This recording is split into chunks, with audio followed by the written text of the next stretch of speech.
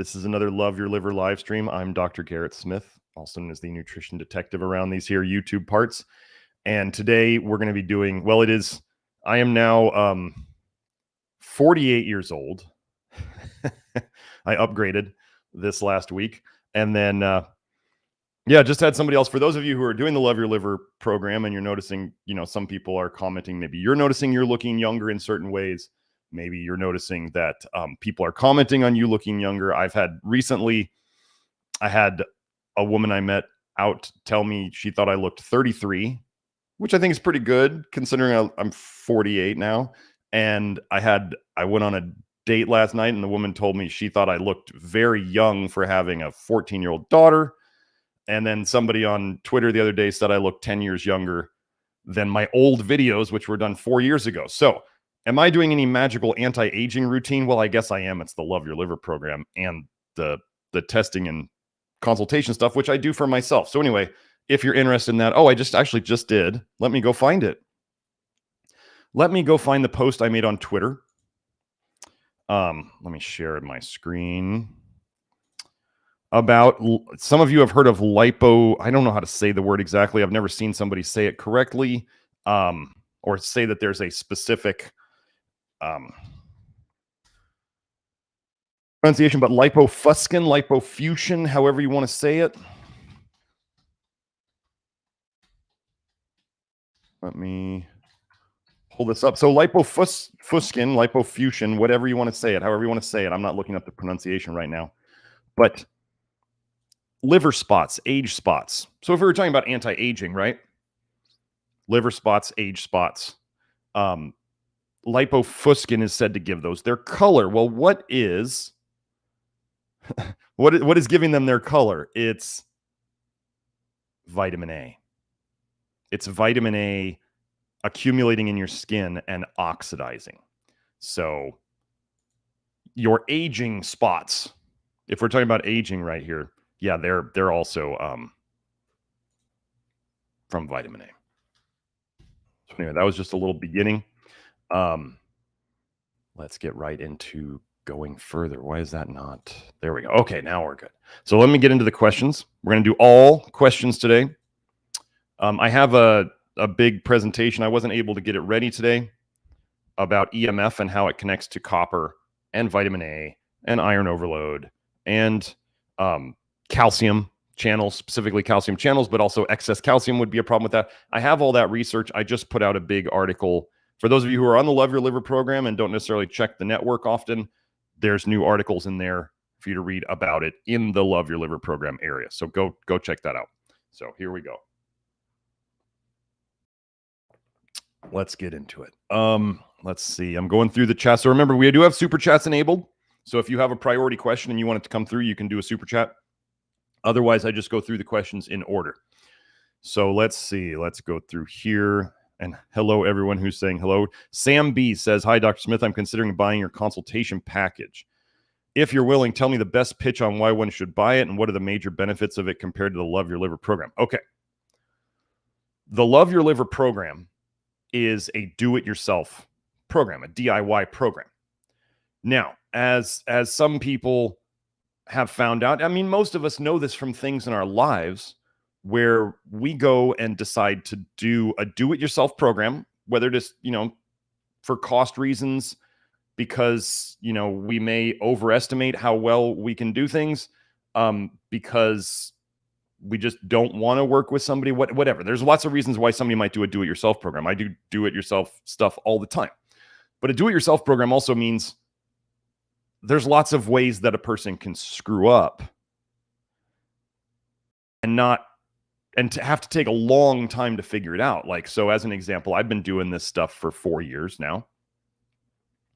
And troubleshooting is one of the things I'm actually really good at. One of the biggest things that makes the working with me and or Nathan different than other practitioners is 6 months of support, troubleshooting, whatever you want to call it, is included. So we do the testing, which is great. I mean, the first round of testing, I'm going to be honest with you, the first round of testing, we now know, what do we get from the first round of testing? We get your labs, we get a hair test, we get We get ferritin, we get serum copper, we get plasma zinc, we get serum vitamin A, we get serum retinol. This does not tell us necessarily in the first visit what you need. What we just get to see is we get to see where you are, and we get to establish baselines. That's, I mean, for anybody to say anything different, like they just don't understand, because it's just like if you were a coach, this is a lot like sports, right? If you get a coach and they see you play one day, they can say, well, you need to get better at this. Maybe you're okay at this. Maybe you're really good at this. And so we can start working on these things. And then the coach has to see, based on what they assess the first time, they have to see how you respond to things. They don't know how you're going to respond to something right away. And that's where the time and what we call office hours, the included small group follow-up consultation stuff, we do that. I do a session a week. I do Nathan does a session a week. And then there's always the Love Your Liver program where people can go and ask questions. There's a ton of support involved in it. And, it can be very simple. I have a lot of people, who there's lots of instruction in the Love Your Liver program about not overdoing things, taking it slowly. Do people always listen to that? No. And so some people push too hard and they're just going, I think I overdid it. Is that probably what's going on? And a lot of times they get either from me or people in the Love Your Liver program, they get, yeah, you're overdoing it. You should probably back off. But then again, there's also people who come in and they're on the more anxious side, and they hear my warnings and they immediately take that as, oh my gosh, I have to be like deathly afraid of going up in zinc. And so they go up to, 1 drop of the liquid zinc, which is like 2 milligrams. And they kind of stop there and they're like, I'm only going to go up by like a drop every month. And so whereas if they had me go in there, I could probably be like, well, you seem to be doing okay on it, so let's go up a little faster. It's basically just like you get the feedback of the testing. And so the first one is just a baseline. This is like anything. It's just a baseline. It's saying, here's where you are. I have people who sometimes need 60 milligrams or more of zinc to raise their zinc levels. I had another woman who completely restored her zinc levels with 5 milligrams of zinc a day in 6 months. All those people test deficient in zinc on their first test. What's the dose of zinc that they need? This is where like your internet gurus out there, I'll see people on Twitter, everybody needs 50 milligrams of zinc a day. And that's everybody needs that. And it's like, no, that is the dumbest thing I've ever heard. That would be like saying every car gets the same gas mileage. That doesn't make any sense. It doesn't make sense for cars. It doesn't make sense for people. So when people are out if they're not testing, they don't know where their baseline is, and they don't know when they've gone over. They don't know when they're doing too much. They also don't know when they're doing too little. Like we'll have people who do testing, and let's say I put them on zinc, and they're doing zinc and they're improving. Their symptoms are improving from being on a low vitamin A diet. Maybe they've cut out some copper too, and they're doing zinc and they're doing the other things. But then we get their follow-up tests and their zinc comes back a little lower than it was before. However, we see that their vitamin A went down. We see that their arsenic went down. We see that their mercury went down. We see that their lead went down and their cadmium went down and copper went down. And we see all these things that require zinc to protect you from and require zinc to detox them. So we see that they're on zinc. Their zinc went down a little bit, but their symptoms are improving, which means all in the background, we are making progress on their zinc overall. We're just using it up. It'd be like if you come home from college and you have a ton of laundry to do and you use up all the laundry detergent because you're detoxing all your clothes at the same time. You use up all your detergent. You got to go buy some more. And so this is just something that if you don't have the testing and you don't know what the patterns are, I mean, I tell people this, like, since I'm really good at noticing patterns and taking people's feedback and making decisions relatively quickly on what is likely causing it and what things we can change. So somebody might come into the office hours and they're like, I've had this little problem and I don't know what to do about it. And I say, well, what things have you changed in the last couple weeks? Have you had reactions to this before? Have you had this pattern before? Have you had these things show up? And it can be very simple. It could take me 10 minutes of asking questions versus the person might have been trying things and suffering for a month or 2 or 3 on their own and never figure it out. I mean, just imagine people need enough protein to do well on any human diet. And if I come in and I'm like, the person says, I say, are you doing enough protein? And they kind of spell it out for me. And I'm like, have you ever counted your protein grams? And they're like, no, I've never done it. I don't really, I've never done that. And then all of a sudden you go, well, you just need to eat more protein. And it's fixed like that. I had somebody come in. This happens to people on all sorts of, if you want to call them restrictive diets. Somebody was saying they feel cold all the time and they're hungry all the time. Now, this may not seem obvious to everybody, but usually the first thing I think of when somebody says they feel cold all the time and they're hungry all the time, they're simply not eating enough food. It sounds silly, but not everybody can see it. You can't always see your problems when you're in the middle of them. That's what coaching does. Whatever you're doing, whether you're, doing sports or doing health or doing self-improvement, coaches, the reason they're coaches is that they're good at seeing what other people are messing up on. So that's the biggest thing. If you're in the beginning, if they had a time when there's the most important time to work with me or Nathan, it's in the first year of the detox, because that's when you would tend to have the biggest nutrient deficiencies that need to be corrected. And that's the time when you would tend to have the biggest detox dump reactions. And it's also the time when you know the least about what you're doing. So after a year of doing this, and we've been working on nutrients for a year, and we're past all the early detox stuff, and you know more about it, and you've had time to integrate all of these things into your life. Those are the times when, if somebody wanted to move away from testing, they could. I have a lot of people who've been doing the testing with me since even before I started the vitamin A stuff, like 4 years ago.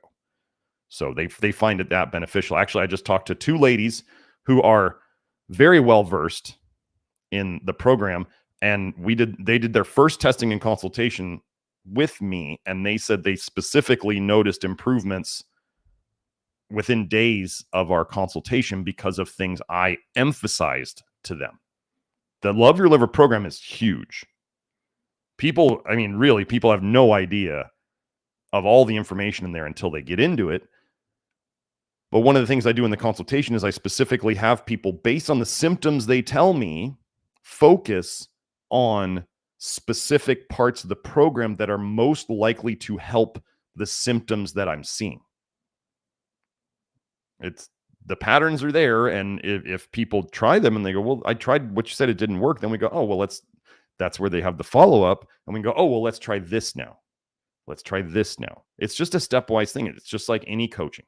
So it can just save you a lot of time of flailing around and grasping for things. Like when I have, as an example, one of the things I have in the program is I talk about, like, let's say mold. If you have mold in your house, you're not going to get better until you fix the mold problem. Or if you have mercury fillings in your mouth, you're not going to get really better until you get those things out of your mouth for good. So those 2 things, like, let's say somebody comes in the program and they're going, well, I've been trying to do this program and I feel like I'm just getting worse and worse and worse. It's not the program. If you moved into a moldy house or you have mercury fillings in your mouth, I've said this many, many times before, you need to stop intoxing before you really start pushing detoxing, or else you will make yourself feel worse. This is what tons of people do all the time. They start trying to, could you imagine somebody trying to do a heavy metal detox while they still have fillings in their mouth? You still have mercury coming into your body every day, and then you're trying to detox it out of the tissues, and The mercury from your mouth goes into your blood. You absorb the fumes, you breathe in the fumes, you swallow whatever you chewed your food with. And then you're taking things that are pulling mercury out of your tissues into your blood.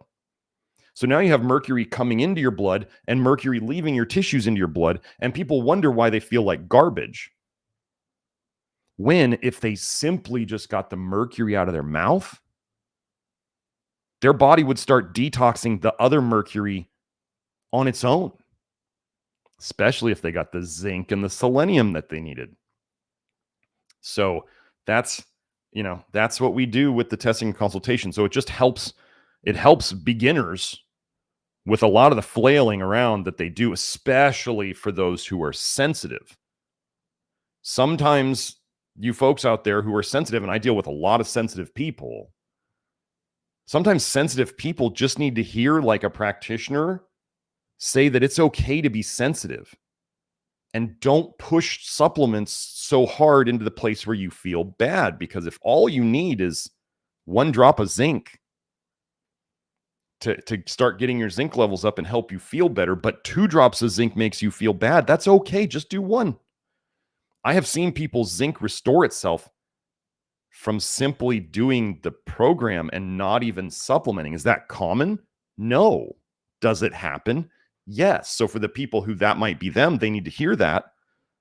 But if other people are like, I just want to do food and I don't want to do anything, and we watch, let's say they're testing, and we watch their zinc not improve, well, then I start to go, I think you need to take some zinc, because what you're doing right now is not working. So basically we can assess, are things working? Are they not working? You would not believe, folks, how many people come to me taking magnesium pills. Everybody's like, well, I take magnesium. I take malate, or I take glycinate, or whatever. I take threonate, biggest marketing scam ever. Just so you know, all the big magnesium threonate studies, everybody, they crosses the brain barrier. Da, da. They're all done by the company that makes it. No one ever looks down at the conflict of interest on the magnesium threonate studies. Anyway, so I can take a very simply look at the calcium to magnesium ratio on a hair test and say, whatever you're doing for magnesium right now is working or isn't working. If it's a repeat person, we can be like, you might need to do a little more, or whatever you're doing is great. It's working amazingly. Or especially with first-time people, here's the 2 things that happens with first-time people. If they're on pills, it's almost never good enough. And then by the second test, this is why we do follow-ups, right? By the second test, when you start dumping all the old vitamin A out of your liver and old vitamin D supplements, and we're detoxing copper and all that stuff, and those things tend to raise your calcium. Well, a lot of people get lazy on magnesium and they don't do it. And all of a sudden their magnesium falls further behind because detox uses up a ton of magnesium. But assessing whether somebody's doing enough magnesium or not on follow-up is the easiest job I do. So, but pills don't work to raise your systemic levels of magnesium in about 95% of people. So if you're out there hanging on to the idea that you don't want to do topical and you just want to stick with pills, and you're hoping and praying that you're like 1 out of 20 people who pills work for, I mean, if you test and you don't guess, you get to know. So and just so you guys know, that was not a planted question. Sam is usually here, first question every time. So that was not a planted question. It's a great question. But let's get to the next one. That's enough of that one. But yeah, and hopefully some other people down in the, thanks, Joe. I forgot to put the link. If you guys will notice when we go over to the extra screen, I increased the cursor size a lot. It's like giant now. Anyway, okay. So so here's, can you see the cursor, or does it look small again? I don't know. I can see it. It looks huge to me. I don't even see it on the screen, Joe. Anyway, let's go to the next question. Okay. And Sam said, thank you for your work. It is much appreciated. You are very welcome. Okay. So we got one from Ramon, the consistent super chat man. Okay. So Ramon says one with colon cancer could benefit from a zero fiber diet, but they also say fiber helps prevent colon cancer. Different websites opposing info. I'm assuming WSI either means what say you, or it's you misspelled it and it was a WHY as in Y. Either way, they both work. So, colon cancer. First of all, there is the one study. Let me go find it. Joe, you don't need to switch over to it yet. Let me go over. Let me do PubMed inulin.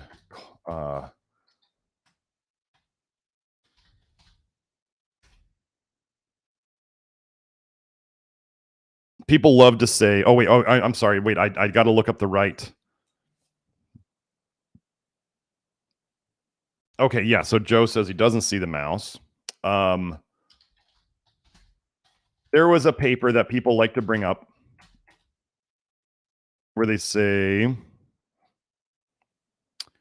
soluble fiber. Let me see. There it is.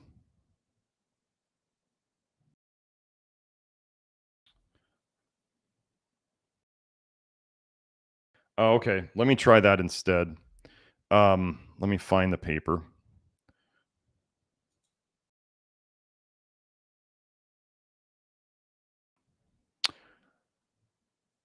So you can, Joe, you can share this one now. This is a paper. This title, Dysregulated Microbial Fermentation of Soluble Fiber Induces Cholestatic Liver Cancer. Dysregulated microbial fermentation. Gosh, what do you think dysregulated gut microbiomes might make more of? Secondary bile acids, which has been absolutely linked to colon cancer. Go look up lithocholic acid in colon cancer. Absolutely linked. So this study was done. So they said soluble fiber, right? They say soluble fiber. What they mean is inulin. That's all they're talking about is inulin. They're trying to generalize to all soluble fiber. I'm going to tell you, those of you out there who have been doing this approach or following how you feel on things will know that you feel amazingly, hugely different on different types of soluble fiber. Pectin from apples, psyllium husk or psyllium fiber. There's, oats, barley. Barley kick people's ass because it's got so much insoluble fiber and soluble fiber in it. Beans. People know, like, there's people on the Love Your Liver program who are like, adding beans was the most amazing thing I ever did. I feel wonderful. I eat them often. And other people are like, I can't eat beans. I don't tolerate them. Is that okay? I mean, obviously, if you're working with Karen Hurd and you go to Karen Hurd and you're like, I can't tolerate beans, she's like, I don't know what to do because beans are her thing, right? We are not beholden to any one dietary strategy here other than avoiding the most common food toxins and the ones that people don't talk about. We have people doing like basically an all muscle meat carnivore diet, adding some soluble fiber. We have people doing the cowboy diet, which is like beef and beans. We have people doing meat and oats. We have people doing kind of more of along the lines of what I found works for me best, which is meat and low vitamin A vegetables and low vitamin A fruits and maybe some grains here and there, maybe some beans here and there, but I don't do a ton of that stuff. And I get soluble fiber from like psyllium husk or sun fiber, the organic sun fiber that we have. So there's multiple different approaches that people can do here. This is what confuses people, is because they want me to be like all the other dogmatic gurus and say, here is one diet that humans should all eat. No. This is why we get to help people of all sorts of different, ethnic backgrounds and different genetics and all of that stuff, because, you got to realize you may have one parent from a certain part of the world where they eat, I don't know, let's just say a lot of beans. And that one parent, they do great with beans, And you as their child, you say, well, I should be able to eat beans because my mom is this. And you try beans and you're like, they just don't work for me. Well, maybe you got some genetics from your dad that don't work with beans. And here we are saying, well, if you don't feel good on beans, then don't eat beans. Right? So soluble fiber, different types of soluble fiber have hugely different responses. Inulin, in my opinion, if I eat inulin, I bloat up like terribly uncomfortably. Jerusalem artichokes, horrible. If you look in the research, the one fiber that causes a ton of problems is inulin. What are they putting in all the supplements? Oh, FOS, fructooligosaccharides from inulin. It's almost like they want you sick. And then they're going to say here that soluble fiber causes colon cancer. Here's the deal. You can pretty much tell if you take in a soluble fiber and you don't feel good on it, you feel bloaty or gassy or whatever, and you've kind of tried it. Like there's a bean introduction protocol that I learned from this one ND. It was basically 2 tablespoons of beans every day for 2 weeks. And that was his like adaptation phase. So when you are doing things that change your gut biome, that feed bacteria, it can take a little while for them to adjust, and your gut biome will have certain numbers increase because you're feeding them and certain numbers decrease because you're not feeding them. You can go a lot by how you feel, right? Like I feel great when I eat pectin from apples. I feel great. I don't do so hot when I eat beans or grains, whole grains, too often. If I eat them on an irregular basis, I do fine. But if I eat them every day, I don't feel great. So I don't. But that's the big thing about so soluble fiber. I mean, and remember, cancer is just a toxicity state. Too much fiber, soluble fiber, especially if it's the wrong type, and you could feed the wrong bacteria and cause yourself problems. But you could also feed the right bacteria for you, and things could get better.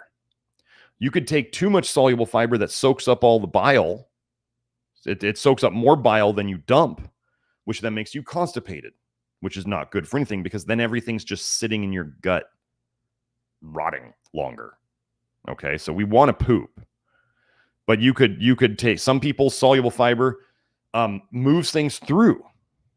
Now, I want you to know that with a lot of these fiber studies, a lot like certain ivermectin studies, is they actually select people at the start. Like for a lot of the pro fiber studies, they took out the people who purposely, they said in the questionnaire that they didn't get along with fiber or that fiber gave them problems. They took them out of the study. So then all of a sudden at the end of the study, they're like, fiber's amazing. Everybody should eat more fiber. We just left out all the people who reacted badly with fiber. Kind of like when Kelsey is going to go over some of the research on ivermectin in our PGP presentation soon enough. They take out all the people who are sensitive to ivermectin. And then all of a sudden they publish studies saying ivermectin has no side effects. Gaslighting, lying. They're doing it. It's the bias. It's on the level of corrupt. So this is where we have to be smart and we have to listen to our body about what makes us not okay. So I'm going to say some people get confused. I want to clarify this. Some people have confused me as saying if something makes you feel bad, don't do it, with saying that if something makes you feel good, you should do it. I didn't say that second thing. I don't necessarily want to emphasize that because I saw a guy on Twitter just the other day, like saying he's a health guy, and he was trying to say that like alcohol boosts testosterone and anabolic properties. And I'm like, that's absolutely horse crap. But what people do is when they have something that they think makes them feel good is they try to justify eating it any way that they can. I don't know, eggs, maybe. Liver. People get a boost out of eating liver because it's a drug-like effect from copper toxicity and vitamin A. and all the other toxic things. Toxic things are often stimulating. You know that capsaicin, spicy peppers, has been shown to induce adrenaline and cortisol release. Well, all of a sudden you eat a bunch of spicy peppers and you got more energy, and the cortisol is making things feel less inflamed for a little bit. And you go, oh, I'm great. Peppers are good for me. No, you got a drug effect. Crackheads love crack. That doesn't mean it's good for them. You think all these people are out there doing fentanyl on the streets because they think it feels bad? So the feeling good thing, the feeling good short-term thing is like the devil's trap for you. Okay? The only things I know of that can really change how people feel short-term and are not bad for them is electrolytes. Imagine that. Minerals in foods or water. And yes, you can change your blood concentrations of these essential minerals very quickly, and you can feel different. But over time, these things should just have you feeling normal and at a better level. You know, if you're doing the right things, the essential minerals and stuff like that, it should have you feeling better at all the time. If you're having highs and lows from things, oh, I eat liver, I get a high. Then you come back down. That's not good. That's not a good thing. So people have confused. They're like, well, if I eat this, I feel good. So why is that not good for me? I just explained it. The key thing is to avoid the things, I believe it's, what is it, via negativa? The key thing is to avoid things that make you feel bad. Okay? That's one of the biggest key things. So, and if you're doing things over time, this is another long-term thing, is if you're doing things over and over time, and your symptoms are getting worse and worse and worse, maybe you're doing the wrong thing. If you're like these delusional parasitosis people who think they have parasites everywhere and parasites are causing all their problems, and you're taking more and more anti-parasite meds, and you're getting worse and worse over time, and you think you have more and more parasites, and you're having more and more die-off, the people in the delusion will not believe me, but you're just getting more delusional because you're more poisoned. And go look up ivermectin and psychosis. You're driving yourself bonkers. You would be amazed at how many things I could show induce psychosis that are all being pushed today.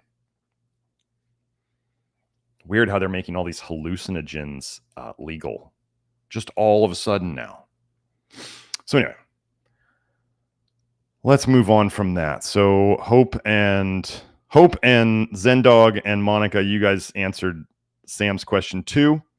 But yeah, so it's just this is how fiber can help and fiber can hurt different people.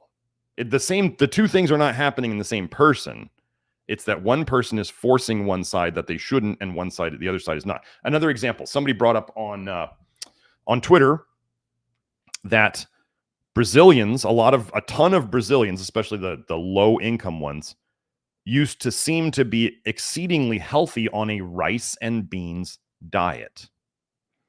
And this person said it's only been within the last, so many years that has all fallen apart. Can both of these things be true? Yes. Rice and beans is a low vitamin A diet. And Brazil has more glyphosate, aka Roundup spraying in the last, 10, 15 years than just about any other country. And they're seeing it in their birth defects. And what does glyphosate do? It chelates good minerals. It was originally made to clean out industrial boilers, to descale industrial boilers, which means it grabs onto minerals crazily well. And then it inhibits cytochrome P450s, some of your detox enzymes that help break down retinoic acid, vitamin A. So it prevents detox of vitamin A.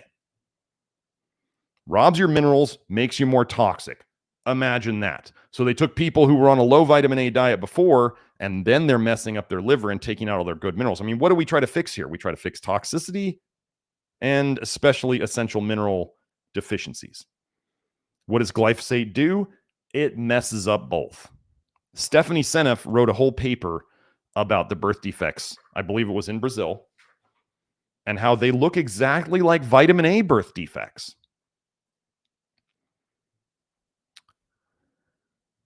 So, okay.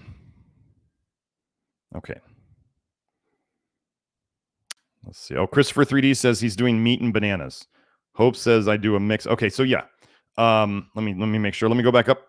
I kind of skipped some areas, but good question, Ramon. It's you got to watch for how you react to things, and just don't assume that your genetics from like it. I mean, imagine this: you have two kids, or you have two parents from very different genetic backgrounds, and they have a child. And then the child is sitting there going, well, my mom always cooked this food. And then you're looking at your dad, and your dad's not that well. Let's say your mom cooks her foods that she grew up on for your dad, and your dad's like not that healthy. He's not doing so good. And maybe it's because he's eating all the wrong foods for him. And then the child, us, gets to look at them and go, well, I feel better when I eat like this, and I feel worse when I eat like this. So let's not eat the one that we feel worse on, but that might be your mom's cooking. You see? And this is not something you're going to figure out on all the 23andMe nonsense. Okay? You have to just try it out. So let's keep going.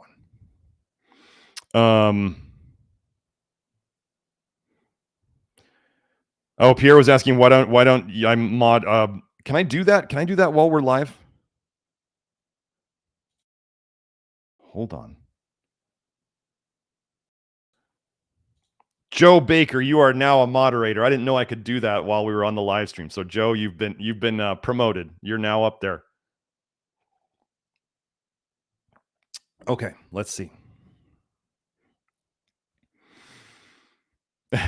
Joe says, yay. So Mikey says, well, Eve said, I could never do this without the consults and test results. Definitely worth the investment.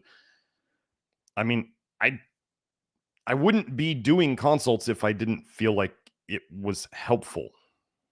Yeah.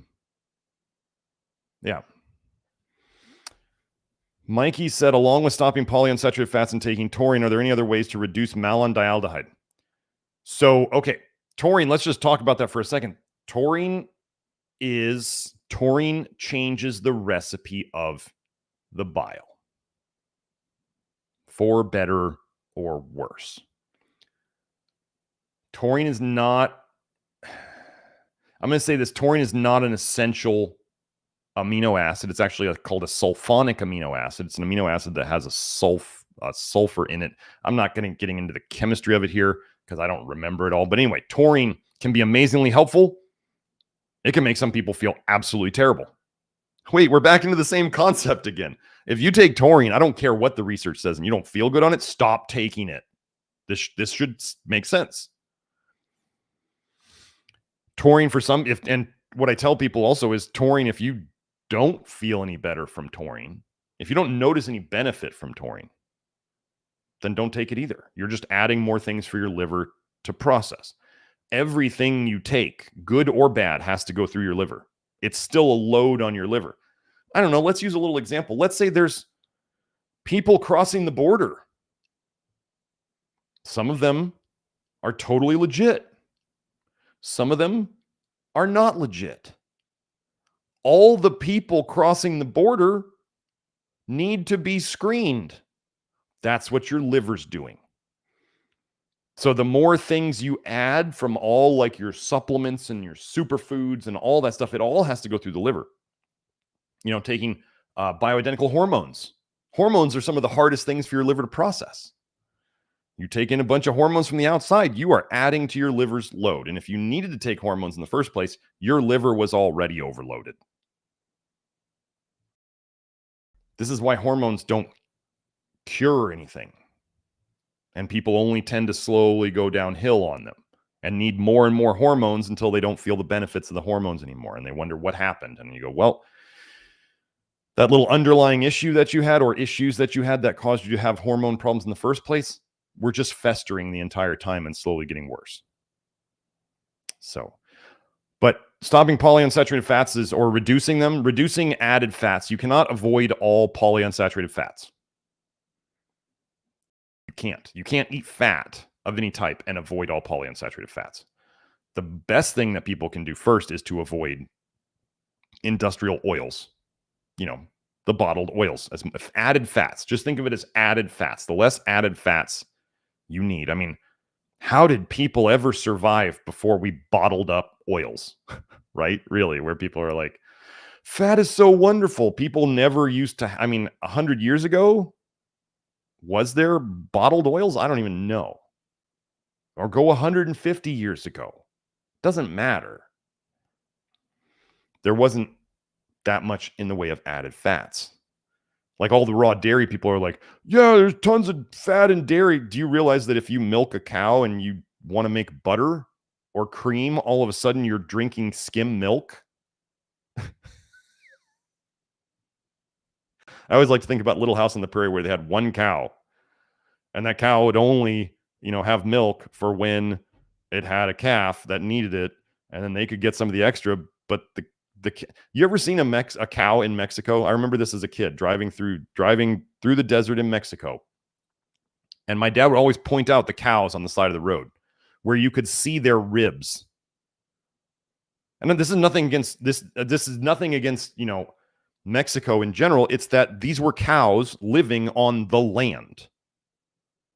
Cows are not big fat animals unless people are feeding them too much. So how much extra milk do you think they have? And how much extra fattiness to the milk do you think a cow that you could see its ribs has, really? The idea that humans do wonderful on fatty diets is like a modern thing. And no, I honestly don't look to the Inuit for any of my health practices. So I don't look to people who still live in mud huts. I don't look to people who live above the Arctic Circle, who all look like they have hypothyroid. I don't look to those people for health. So, malondialdehyde, you need to run your ALDH. Two nutrients that are critical to running ALDH, selenium and molybdenum. A lot of people go, what? Yeah, you need molybdenum to run your ALDH. Ray Peters should know that you need molybdenum to run your xanthine oxidase. Let me go over something. This was one of the dumbest things I just saw recently. Ray Pete says drink caffeine to increase your xanthine oxidase. So if somebody told you to drink alcohol to make your alcohol detox enzyme system run faster, that would, that's like a health benefit. Does that sound stupid? Drink alcohol. It will make your alcohol detox system run faster. We know alcohol is a poison. Your alcohol dehydrogenase system and aldehyde dehydrogenase system are your detox system to run that. Does it make sense that if you take in a poison, your body would try to ramp up the poison detox pathways that process it? Does that make sense? Okay. Makes sense to me. Caffeine is a xanthine. It's a methylxanthine. Caffeine is a xanthine. Xanthine oxidase is part of the detox pathway for xanthines. Do you understand? And then he's trying to say that caffeine ramping up xanthine oxidase is a good thing and it'll have some system-wide benefits. No, it's just trying to detox it because it's a toxin. Caffeine is a pesticide. Look it up.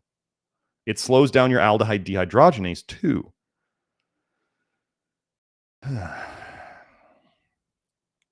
Anyway, malondialdehyde, molybdenum, you need it to run xanthine oxidase.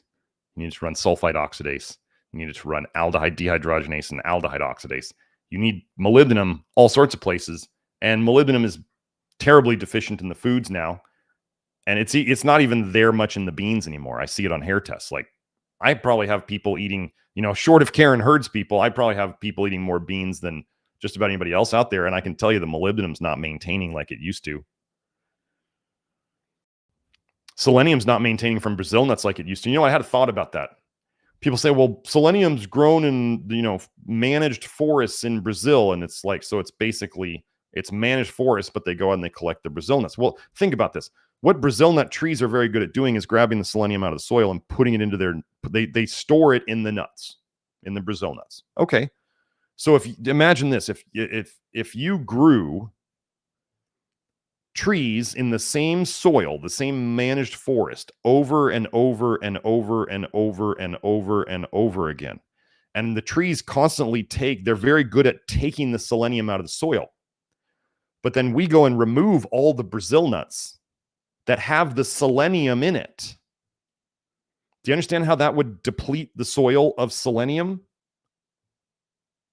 Does that make sense? But they're just assuming that because they grow the trees in the same place and the Brazil nuts have always had selenium and it's just always going to be there. No, they depleted the soil of selenium. Unless they're adding selenium to the soil, it's going to eventually run out. I think we're seeing that now because they just don't work anymore.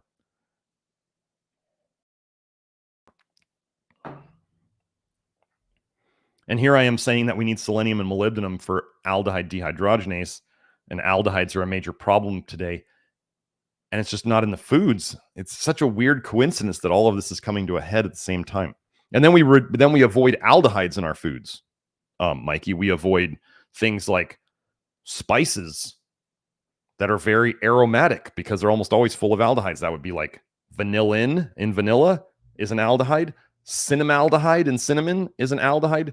Cuminaldehyde in cumin is an aldehyde. What are some of the other ones? I'm trying to think off the top of my head, but generally, if you're thinking of an aromatic, a very aromatic herb or spice, almost guaranteed aldehydes in it. Avoid alcohol. Well, that turns into acetaldehyde. I have a whole section in the Love Your Liver program about formaldehyde and methanol in foods. So minimize, and retinaldehyde, vitamin A is an aldehyde.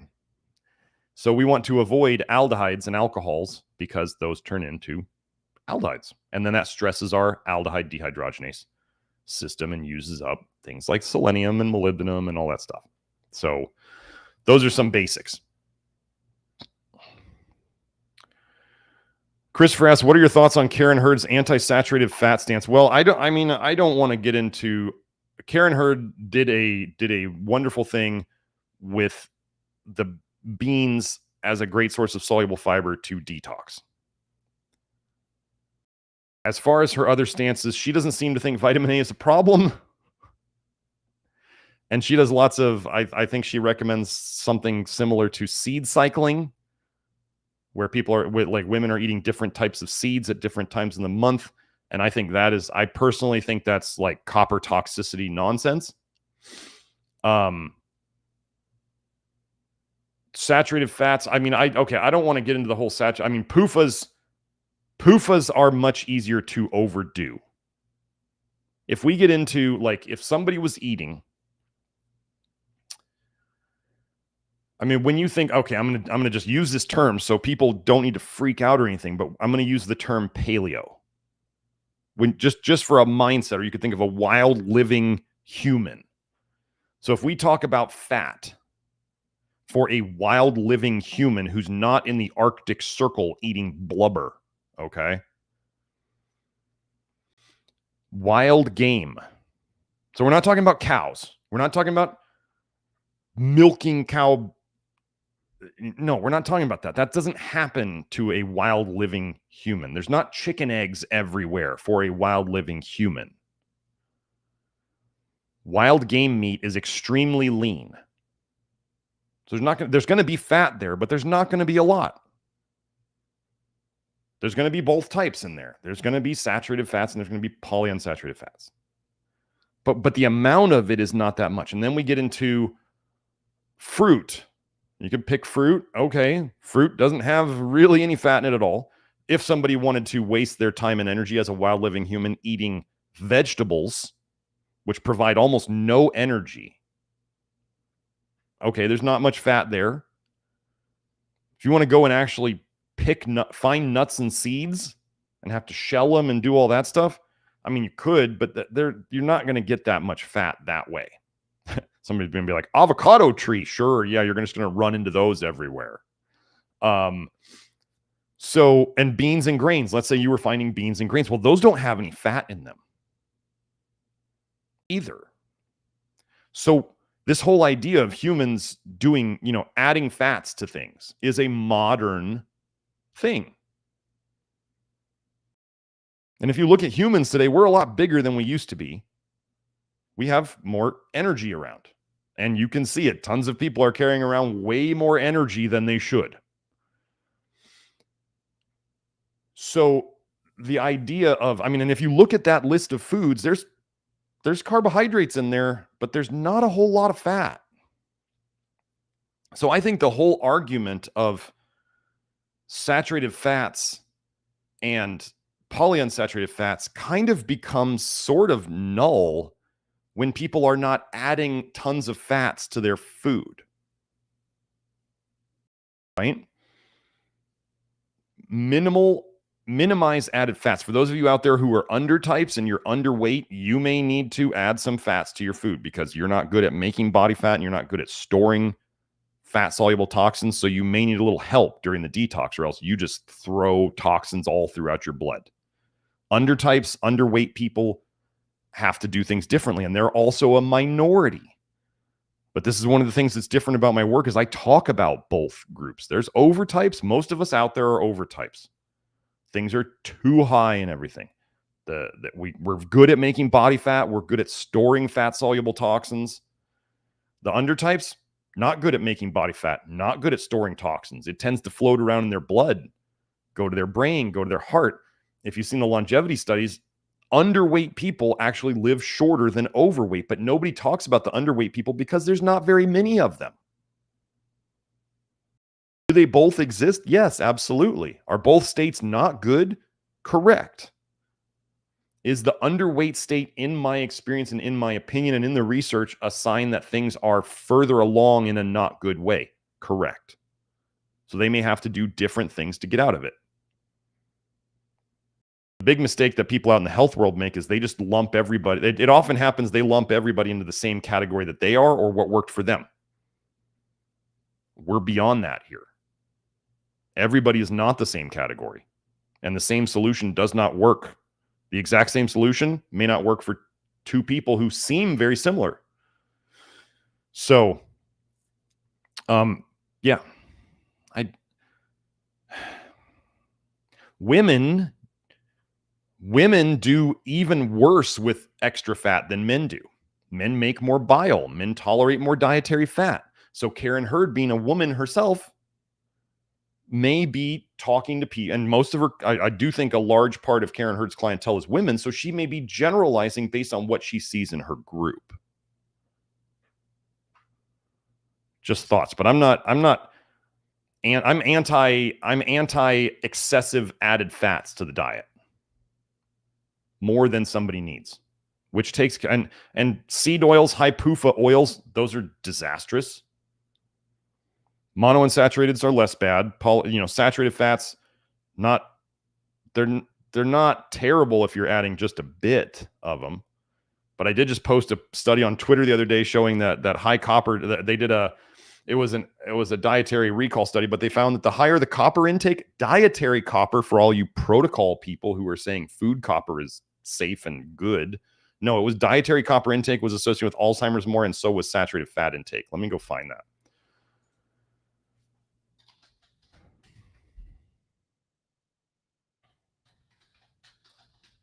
I'll switch it over, Joe. Don't worry.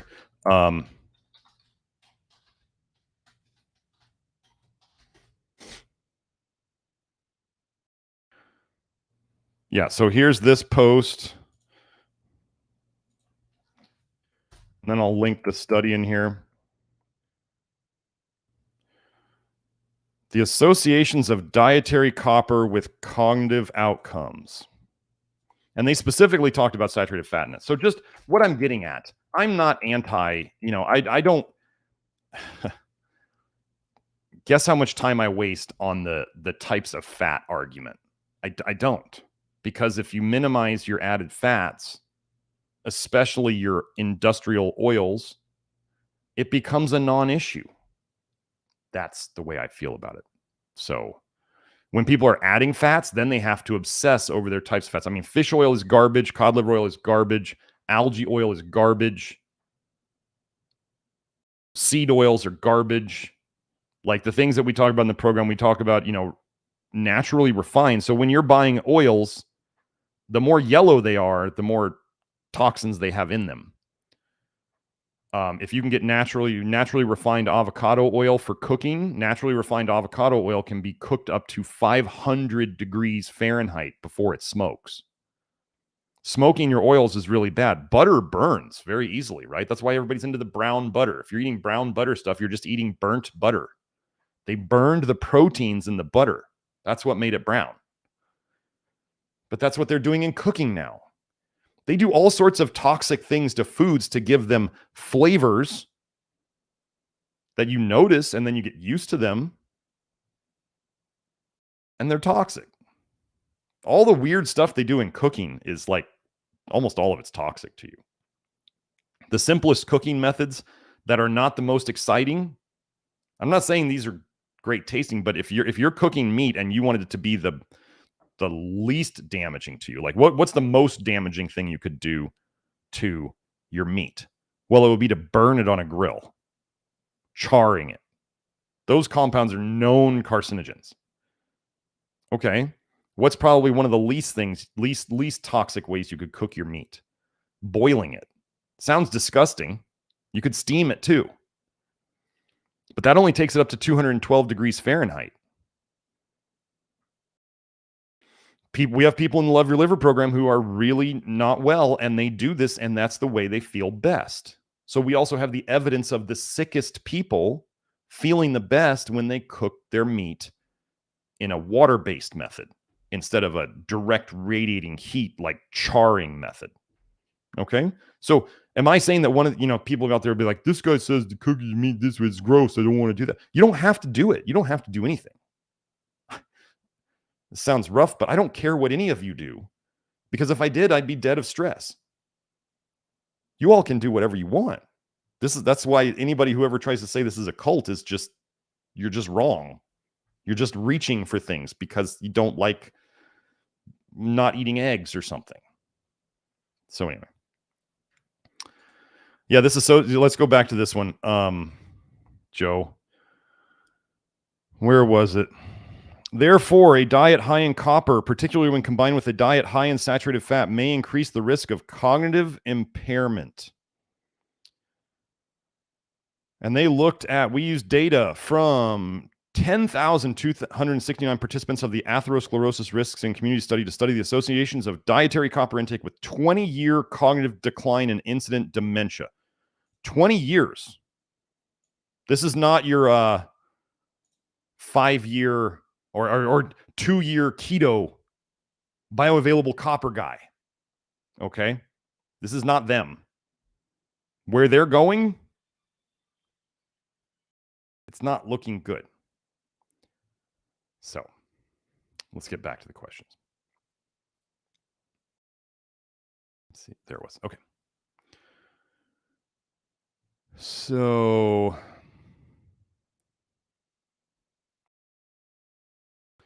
Kat asks, hey, Dr. Smith, do berries vitamin A get destroyed once the berries are frozen or cooked, or how are the berries on the okay to eat list?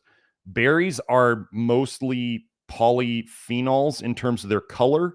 It's not lycopene or the red vitamin A stuff. So some things, okay, so if you want perfection in your dietary choices, like if you want the absolute lowest vitamin A diet you could have, you're going to be eating red meat or poultry and psyllium fiber or pectin or whatever. You're going to be eating meat and fiber. If you want the lowest copper and vitamin A diet with soluble fiber from sources that have the least other toxins in them, that's what you're looking at. You're looking at a supplemental fiber and meat. If we want to get into, I have to make choices. Now, do I think that giving people the ability to have some berries as part. So leaders have to make choices. Do I think that people eating some berries is worth keeping them on the program so they don't quit because they don't want to eat just meat and fiber all day? I think it's worth it. This is the onus, the challenge of being a leader. I have to make choices. Now, if you don't want to eat berries, don't eat them. Right? There's all sorts of choices you can make every day that other people don't have to make. I don't eat berries, but I put them on there because in terms of vitamin A, they are not very high in vitamin A. They are not very high in carotenoids. They are high in polyphenols, which is why they're kind of bitter. And people tend to add even more sugar to them because they have to cover up the bitter taste. But they're there. Is freezing, okay, let's go over this. Freezing or cooking or whatever. We'll talk about vitamin A. We'll talk about polyphenols. Does cooking make vitamin A go away? No, it doesn't. It oxidizes the carotenoids of the vitamin A. It moves them along the detox pathway. The problem with vitamin A moving along the detox pathway is it actually gets more toxic. Like retinoic acid is fully oxidized vitamin A. It's the most toxic of all the vitamin A. So as you cook things, you ever notice how when you melt butter, it gets more yellow? What happens when you heat things? You oxidize things. The butter actually changes color. Why is the whey you buy in the store, the whey protein, the casein protein that you buy for bodybuilding sites, protein from milk, why is it white? But then the stuff that they say is vitamin A free in the animal studies, casein, it's now yellowish. And it's been cooked and it's been processed with alcohol or something.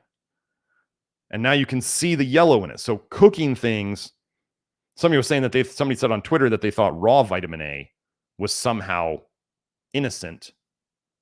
And it's the cooked vitamin A that's the problem. Well, I said cooking just oxidizes vitamin A. Your body oxidizes vitamin A through aldehyde, alcohol dehydrogenase, and aldehyde dehydrogenase. There's no difference.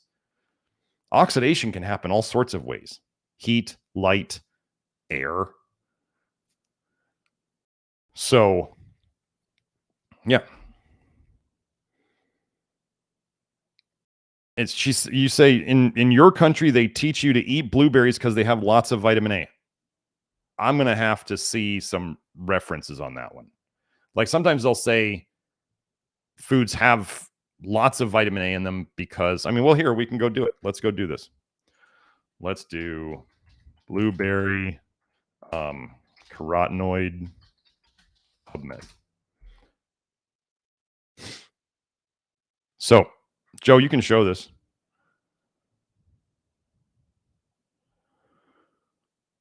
So I'm just looking at this search here, right? And usually if they're going to show, if you have I search for blueberry carotenoid PubMed. Carotenoid are the plant forms of vitamin A. That's what would be in here. There's no carotenoid coming up. This is certain dietary carotenoids, but they don't mention berries here. Okay, so here we're talking about it. Finally.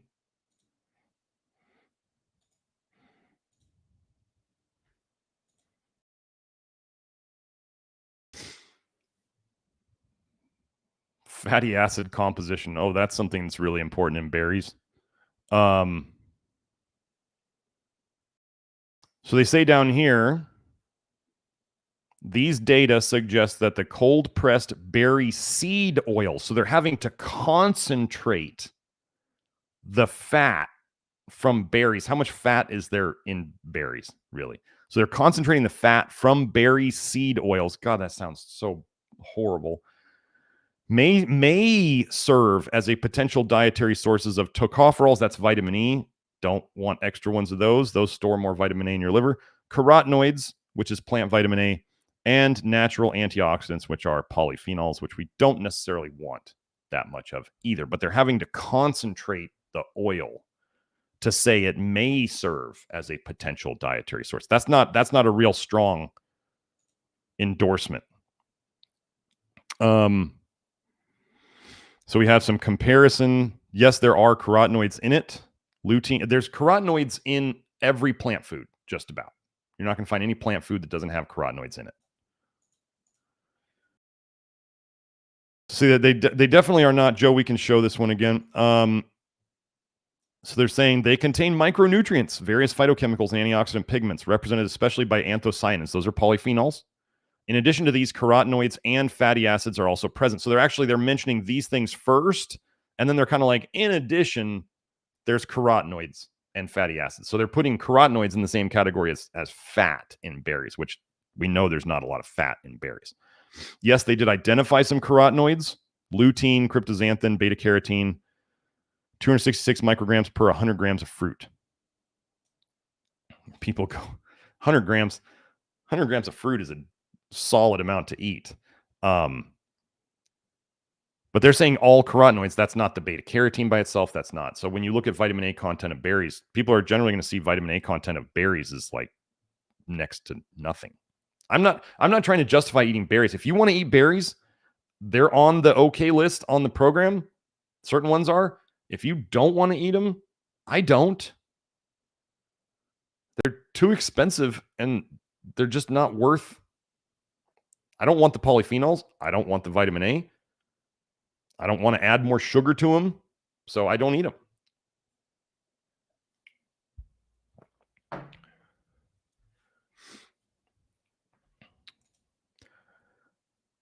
Yeah. So Pierre posted the blueberry information there.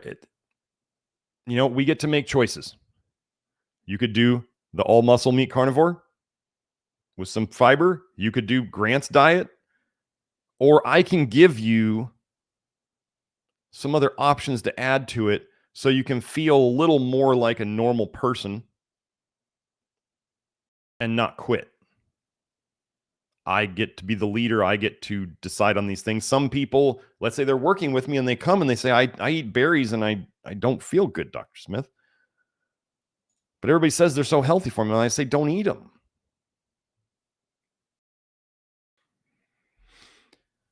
People get into this like some people, not that I encourage this, but they get into a very cult-like mentality of, purity spirals, and everything has to be, we have to set specific standards. I'm going to tell you, no two berries that you get, even in the same packaging, are going to have the same amount of stuff in them.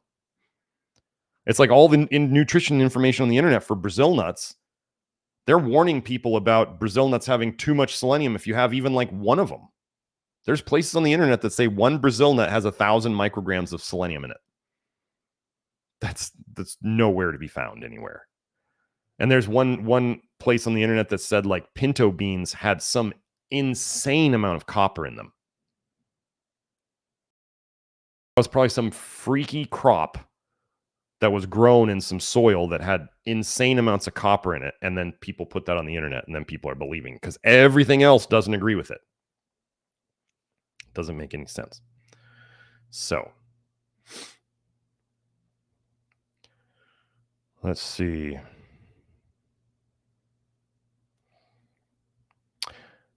Oh, Kelsey added here. Kelsey, thank you for joining us. Nice that you're here. Kelsey says, I can take at least 10 milligrams of zinc now and eat red meat without issue after her consultation. So Kelsey and I, she's admitting it. We recently had a consultation and we talked about things. And she says, I couldn't even do 2 milligrams before, was trying a zinc bracelet she made. That's all I could tolerate. You can actually potentially absorb zinc through your skin. But the only thing about absorbing zinc through your skin through like a bracelet, you have no idea how much you're getting. No idea. And I'm going to talk to Kelsey about that. But yeah, and I have a zinc bracelet. I don't wear it anymore. Or at least I only wear it once in a while because I don't know. Topical zinc, there's almost no research on topical zinc. And there's definitely no research on wearing a zinc bracelet. People are out there wearing copper-infused clothing and wearing copper bracelets. Disaster's coming, folks. You're like wearing a copper pipe on your wrist. And I can show you all the research on copper pipes in drinking water. It's bad news. So don't. But anyway, Yeah, so like with Kelsey, when we tweak some things, we can see things happen. And I will tell you that if for people who don't tolerate zinc in the early phases, they're usually not feeling great. And as we get them better, they are able to tolerate more zinc. It's actually a sign of improving. So whatever, I don't recall off the top of my head what Kelsey and I did, but we're seeing improvements and we're seeing her tolerate things better. Those are good signs. So let's see. Helen asks, Dr. Smith, what are your thoughts on gluten? Should it be consumed?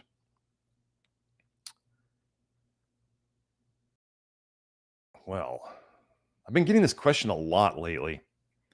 First of all, here's what I'm going to say.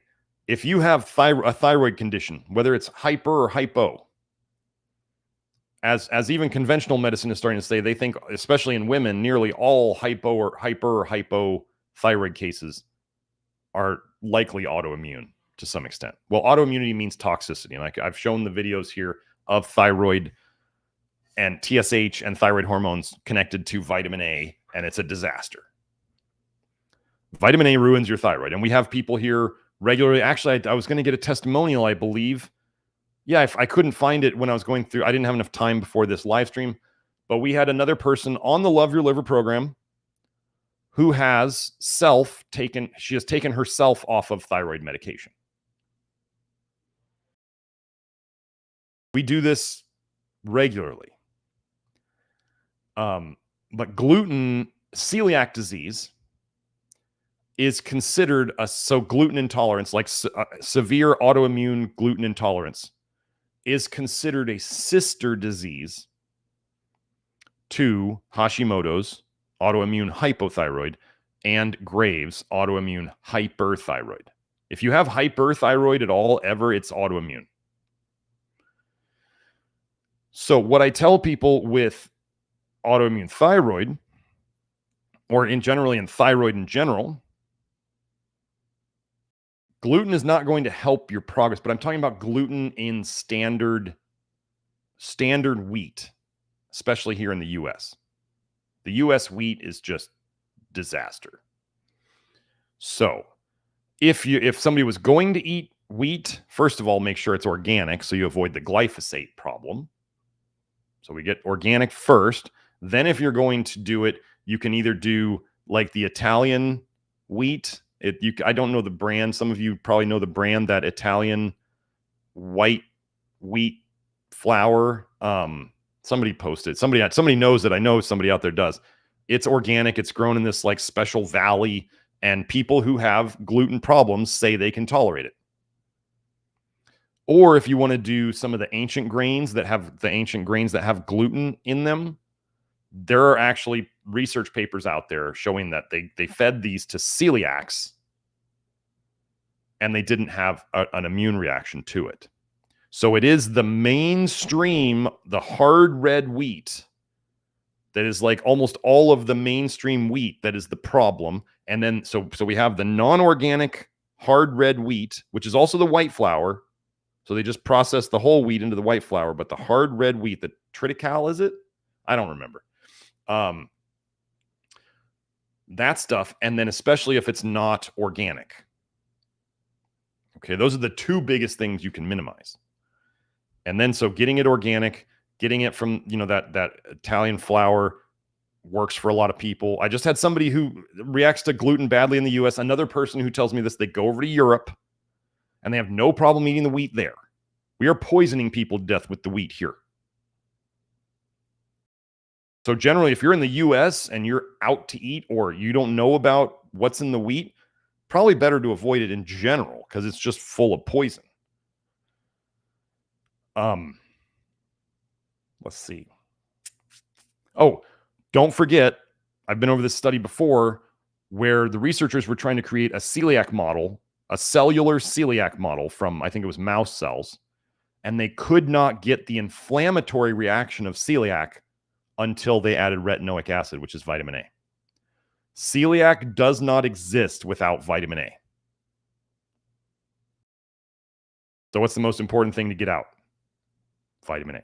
Now, einkorn, as a grain, they brag on the einkorn website that it has 3 times the carotenoids, 3 times the vitamin A of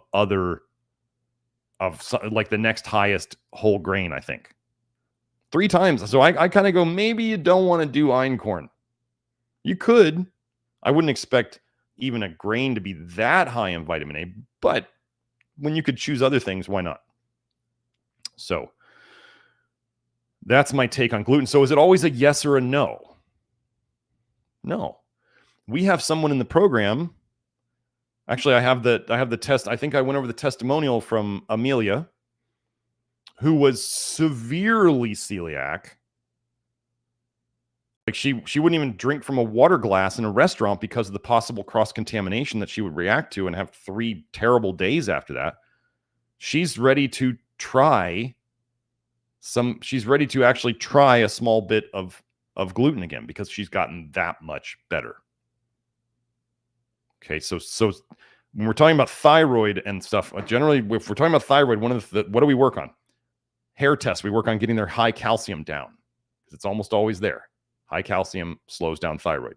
We work on getting their magnesium up with topical magnesiums because that helps bring your calcium down, and then it also fixes your magnesium at the same time. We make sure they're getting enough selenium. How do we do that? Hair test selenium, not blood selenium. Blood selenium is a waste of time. Hair test selenium tells us what are their seleniums at. I tell them it's better for you to minimize your gluten intake, especially of those things I talked about. And then we make sure they're getting enough potassium. Those are the basic things for thyroid, which I include. I do include gluten in there. I do specifically tell people in the consults, it's the less gluten you get, the better if you've got thyroid issues. Am I telling people they have to go like crazy gluten-free? No. But if it's a dose-dependent reaction, if your thyroid doesn't get along with gluten, the more you eat, the more problems you're going to have. Okay? Remember, you can do whatever you want. Yeah, I think that, let me look. I think Pierre put it up. Where was it? Just want to see the bag. Hold on. Let me get that link from Pierre again. The Molino sounds familiar, Pierre. So let me just pull this up. Just want to see did they change their packaging? Yeah, this.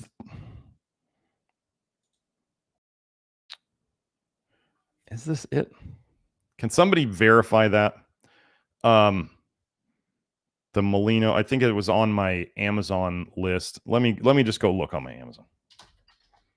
Oh, I'm not, just so you all know, Amazon has kicked me out of their little affiliate program because of my links inside the Nutrition Detective Network. They cannot track their links well enough, and so they decided to kick me out.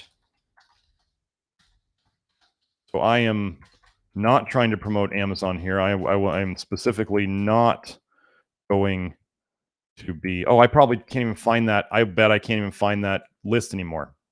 So if somebody knows that it's Molino, I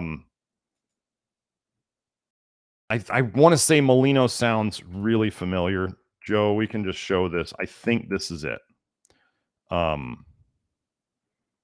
This Molino, Dallagiovanna USA.com.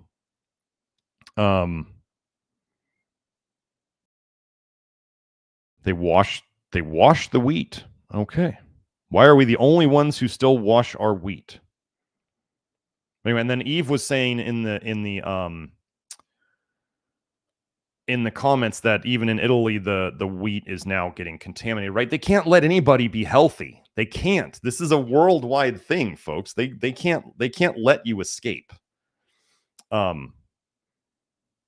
Until they have everybody in their 15-minute cities, which I'm super excited that Tucson City Council has voted to become a 15-minute city. That's so wonderful. I'm so excited. Oh, wait, what is this? I didn't mean for that to get posted there. Okay. Let's see.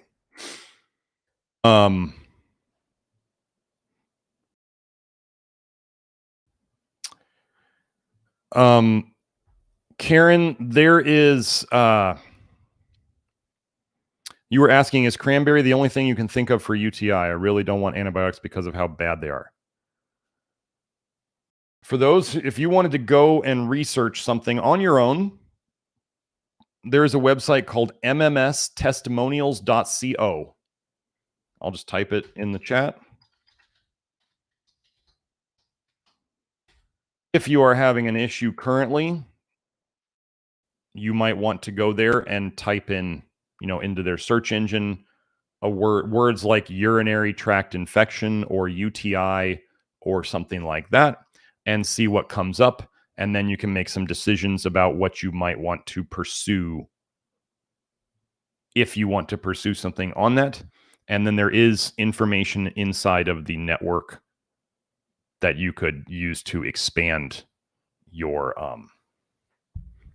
information base on that. But that is about all I'm going to discuss on that topic here. So you're welcome, Karen.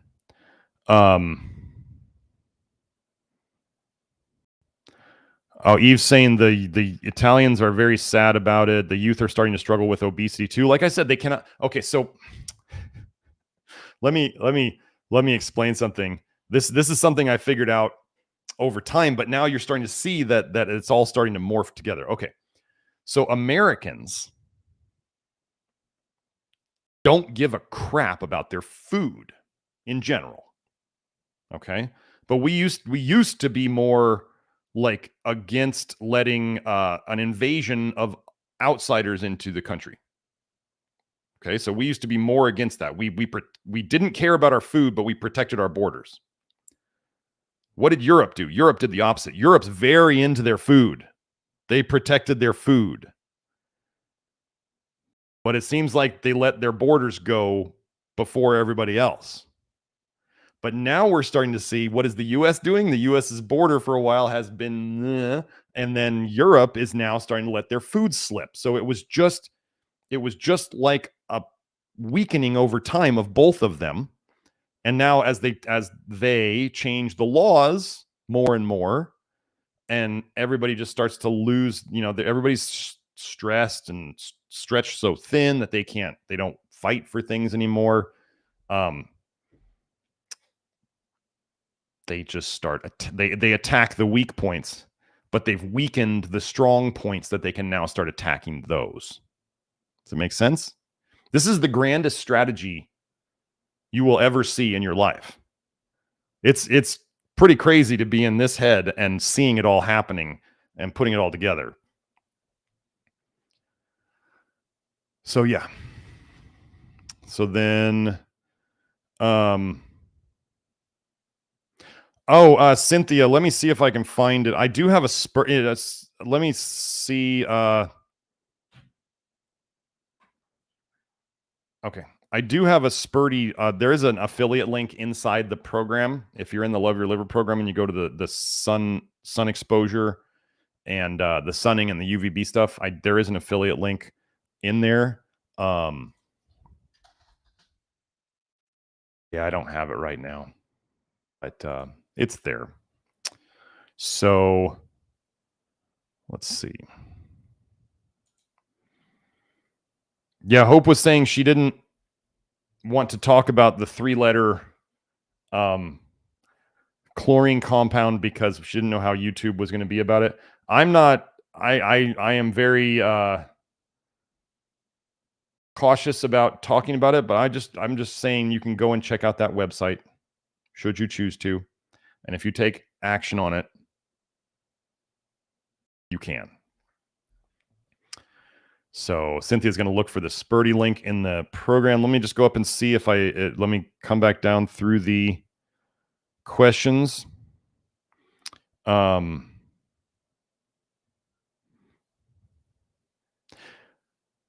see.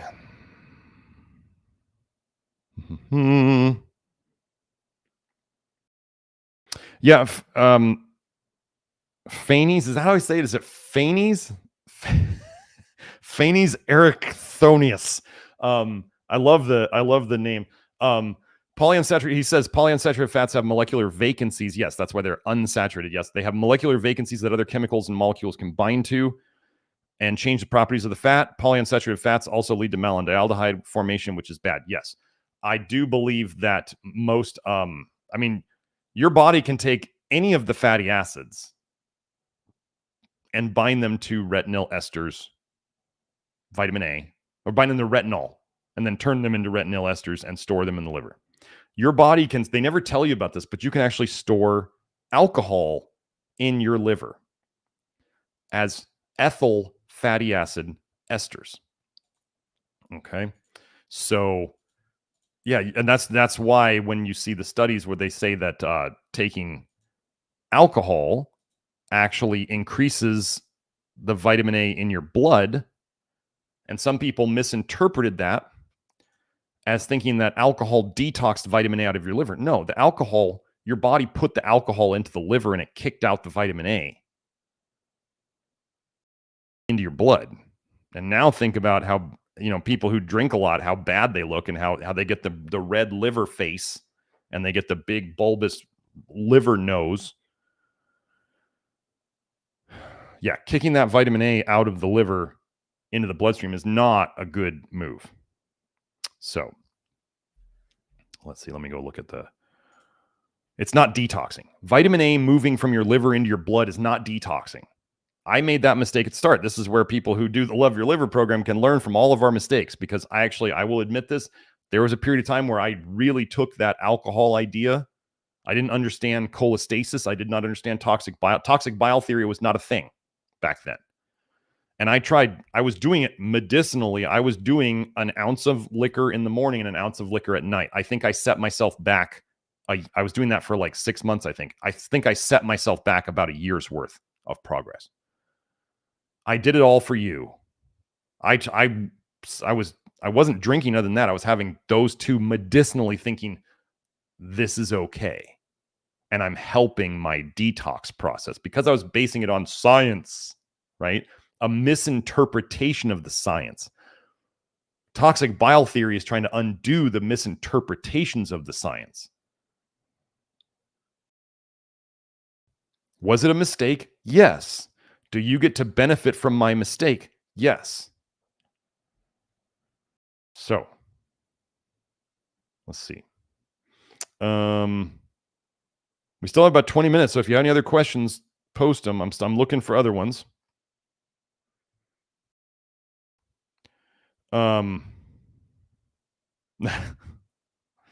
So, okay, Kelsey was saying, so what happened? Okay, so taking too much zinc. Can you take too much zinc? Of course you can. As an example, there was a gentleman on Twitter who was saying he tried taking some zinc supplements in his past without copper. And it caused him mental problems, like cognitive issues. And he said, so he started taking copper with his zinc. And eventually, he stopped taking the zinc and he just took more and more copper, like 6 to 8 milligrams of copper a day. And he says his thinking problems are even worse now than they ever were before. He was still trying to blame taking zinc years ago for his thinking issues today, when he's been taking copper. He stopped copper a very long time ago. I mean, he stopped zinc a long time ago. He stopped zinc a very, very long time ago. And he's still trying to blame the zinc when he's been taking copper all this time and his cognitive issues are getting worse and worse and worse. Let me explain what happened. He was already copper toxic way back when. He took the zinc. It kicked copper out of his liver. He had a copper dump. He felt worse. He felt a little better when he took copper in the beginning, which is the duration paradox effect, where he took a poison and he felt a little better. Can we talk about how many poisons people take to make themselves feel better on a daily basis every day? And then he kept taking the copper and he stopped the zinc, and he's been getting worse and worse and worse and worse. The duration paradox says that's what happens. Something that helps you in the beginning that's bad for you will make you worse in the end. It will cause exactly what you thought it helped with. And I told this gentleman, I said that you reacted to the zinc because you were copper toxic, and now you're just making yourself more and more copper toxic. And this is why the problem showed up, because you were copper toxic in the first place. You took too much zinc for you. And now that's why the problem's getting worse and worse and worse, is because you're taking more poisonous copper all these years along. It's not the zinc anymore. It was never the zinc. He took too much. And he didn't know what to do. He didn't have a coach to tell him, hey, this is what this means. So, so you can take too much zinc. I do believe you could cause yourself zinc toxicity. That usually most people, like if you have somebody who took, like Kelsey was saying, she couldn't take 2 milligrams without getting symptoms. She's saying here her symptoms were extremely tired, like wanting to nap 3 times a day.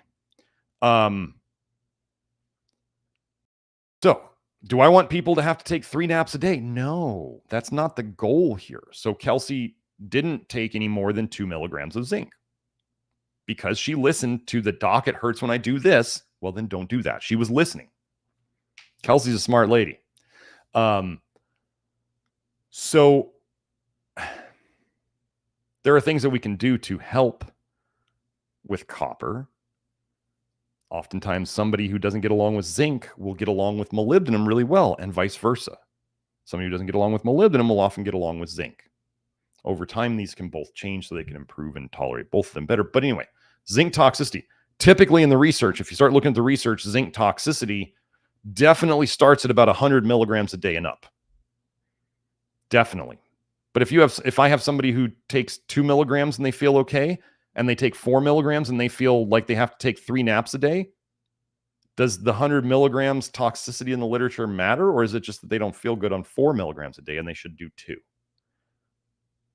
This is why the research, sometimes I feel like the research could be simplified. And I know this is a super oversimplification, but like somebody's saying, well, the research says that people should do this. And I'm super simplifying this, but it's like democracy. The nonsense of democracy. If 51% of the people feel good on it, we're going to say it's good for people. But what about the other 49% that feel worse on it? Like the soluble fiber thing. What if a certain number of people feel good on soluble fiber and a certain number of people feel worse on soluble fiber? Do you do what the majority does just because the majority does it? No, you do what works best for you, or at least doesn't make you feel worse. Okay. So I have like 7 notifications on my phone. Of course, everybody calls me during this on every Monday morning. Oh, yeah. And then the other weird thing is when you start calming down, there's 2 things that can happen. Copper is a super stimulating mineral. Super stimulating, like anxiety inducing, agitation, psychosis if you get too much. So, okay. Copper is super stimulating. So if you're you know how people can get addicted to coffee, right? Stimulant. If you take away their coffee all of a sudden, how do they feel? Super tired, right? So zinc protects you against copper toxicity to some extent. If somebody adds a bunch of zinc and all of a sudden it could actually just protect them enough from the copper so it calms down their copper toxicity. So then they're less stimulated by copper, but they're addicted to the stimulation. See what I'm saying? So all of a sudden you start helping to fix their copper toxicity too fast, and then they feel really tired because you took away their coffee basically. And they have to get used to this. So, I mean, you can do it where you do the withdrawal thing where you just yank their copper stimulation away by doing zinc, or you could just say, well, let's just do it slowly. Let's do it at a level where it's not affecting your day-to-day life negatively, especially for all of us parents out there. We got to deal with kids, and we got work and kids and family and all that stuff. So we just do it to a level that the body is okay with at that time. Okay. Let's see.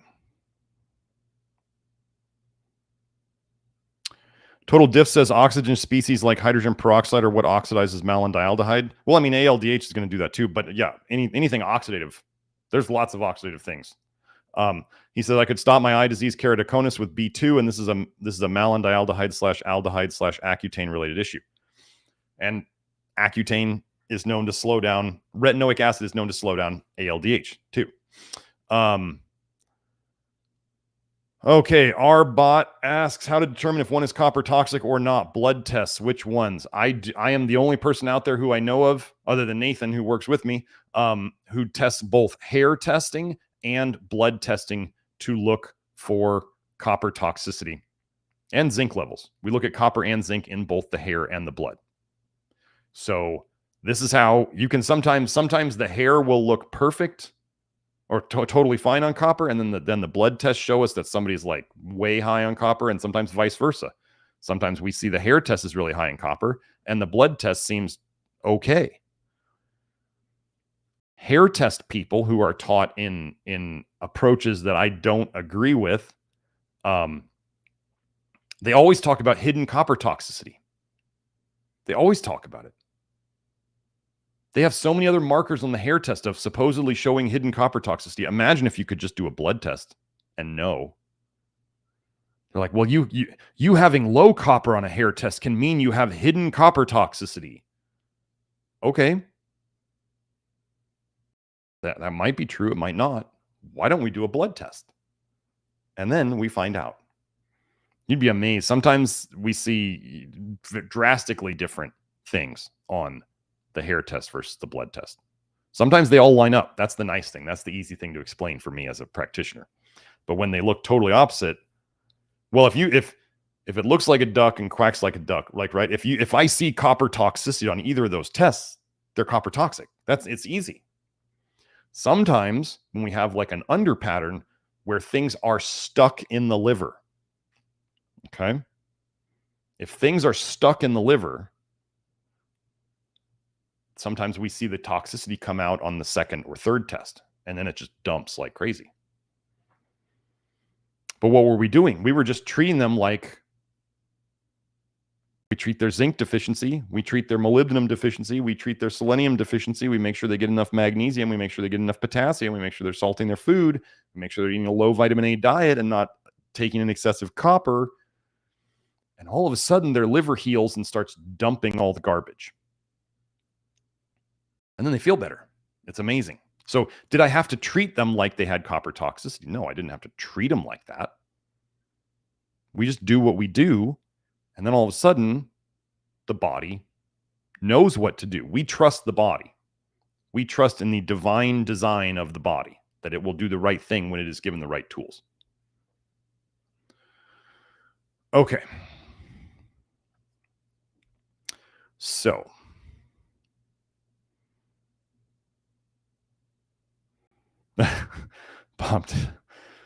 Bob's saying if you're addicted to alcohol, then it would sound great. Yes, that's where somebody on Twitter the other day said that they kept trying to do these pro alcohol posts, and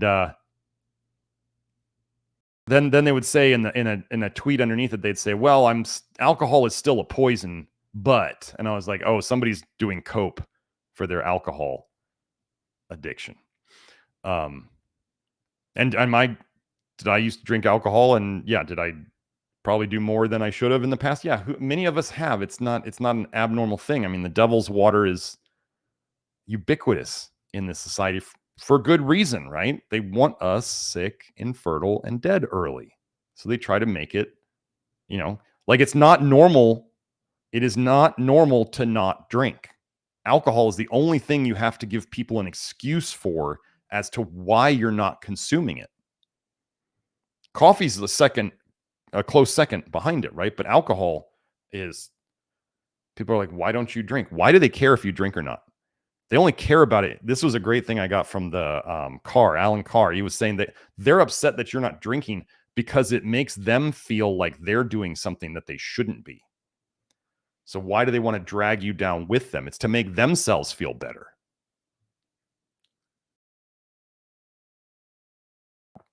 They want to feel better about what they're doing. Cynthia says alcohol weakens our nervous system too. Well, it's just a toxin. I mean, alcohol is like a yeast waste product. It really is. It's like yeast poop and pee, basically. Yeah, it's a known neurotoxin. There is no known dose of alcohol that is healthy. And some of all the carbs you eat turn into alcohol.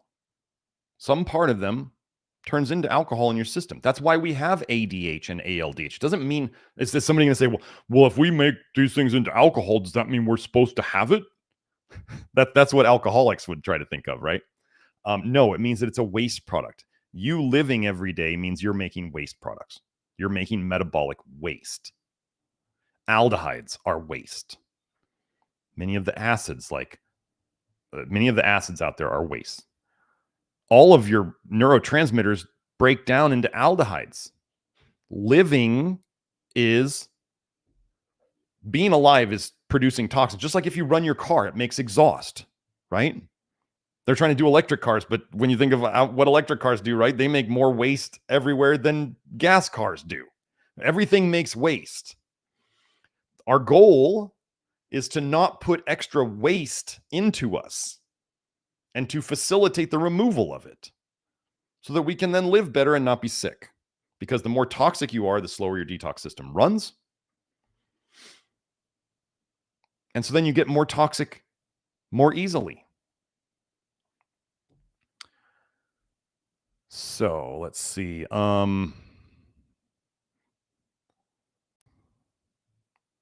Bob says, should I quit my coffee IV therapy? Bob's a joker. Yeah, you should probably quit the coffee IVs. That'd be a good idea. I generally, so I'll be honest here, because again, we are not in a nutritional cult. Is coffee good for any of us? No.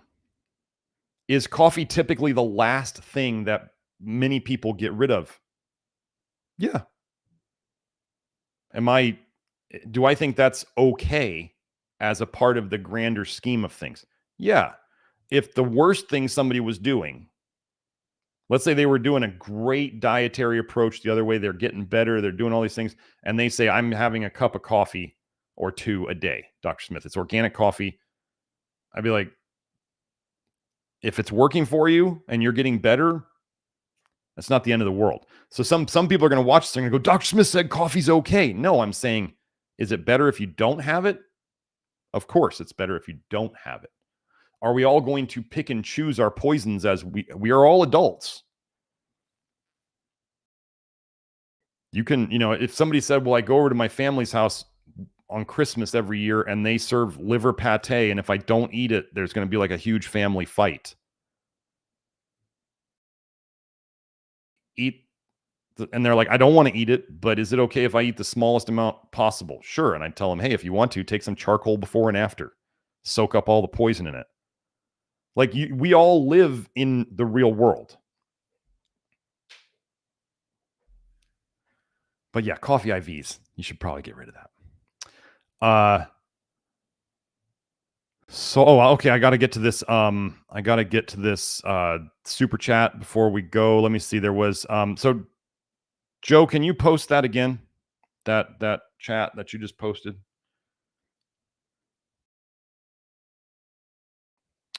Okay,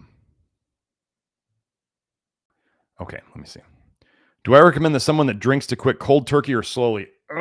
Alcohol. Okay, well, okay.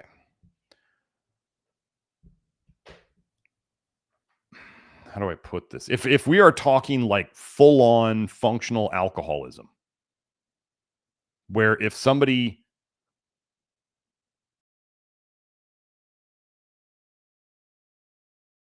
it's always the smaller a dose of something. I'm going to answer this in general terms because this is a like a medical. I don't need to cause myself any problems with my answer here. The more alcohol someone drinks, if someone has to drink every day to not get withdrawal symptoms, I mean like physical symptoms, not just like, oh, I wish I had my alcohol. No, I'm talking like physical symptoms. Then they either would need to go under care to make sure that they can be okay, if they quit cold turkey. I mean, most of the time,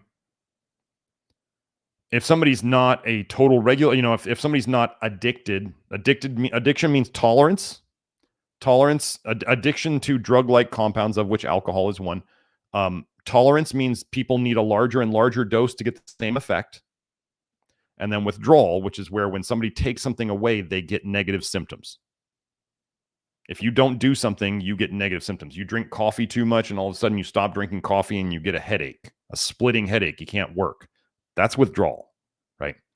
So, I mean, alcohol is such a poison that true alcoholics, if they quit too quickly, they could actually die. So, what is probably going on? Their liver's probably finally opening up the bile gates and dumping a bunch of bile, and they're leaking it everywhere, and they're self-poisoning themselves with all the toxins that didn't leave their liver before. Or it could be all the stored alcohol in their liver, because we just talked about that, dumping out into the system, because the body wants to get rid of that. So I would, if somebody was really an alcoholic, they may need to go to some sort of clinic to have some people taking care of them as they go through the process. Otherwise, I mean, weaning off, if somebody can do it, you probably need some help with it. I mean, somebody would probably need some help with it. Weaning is just hard, especially when alcohol is so easy to get. And it messes with the mind so much. But generally, if there's not big withdrawal symptoms, then cold turkey is the easiest way. There's no bargaining with it. That's the thing. Cold turkey is either zero or nothing. Excuse me. Got the stuff in the air again. Can feel the tingling in my nose sometimes. It comes and goes. Any of you notice that? The tingling in the nose or the buzzing? There's definitely something different in the air at times. It totally comes and goes. Okay, so here we go. Upland Arch asks, optimal daily soluble fiber timing and amount. This is not a question I can answer here. For maximum bile binding pooping well, 2 cowboy meals a day. Add a tablespoon every 2 hours. Okay, a tablespoon of what? Okay. There is no single optimal dose of anything that I could just throw out there on, for everybody. There's a big soluble fiber article or articles in the Love Your Liver network. Generally, most people, when they hit about at a max, okay, so some people can't do hardly any soluble fiber.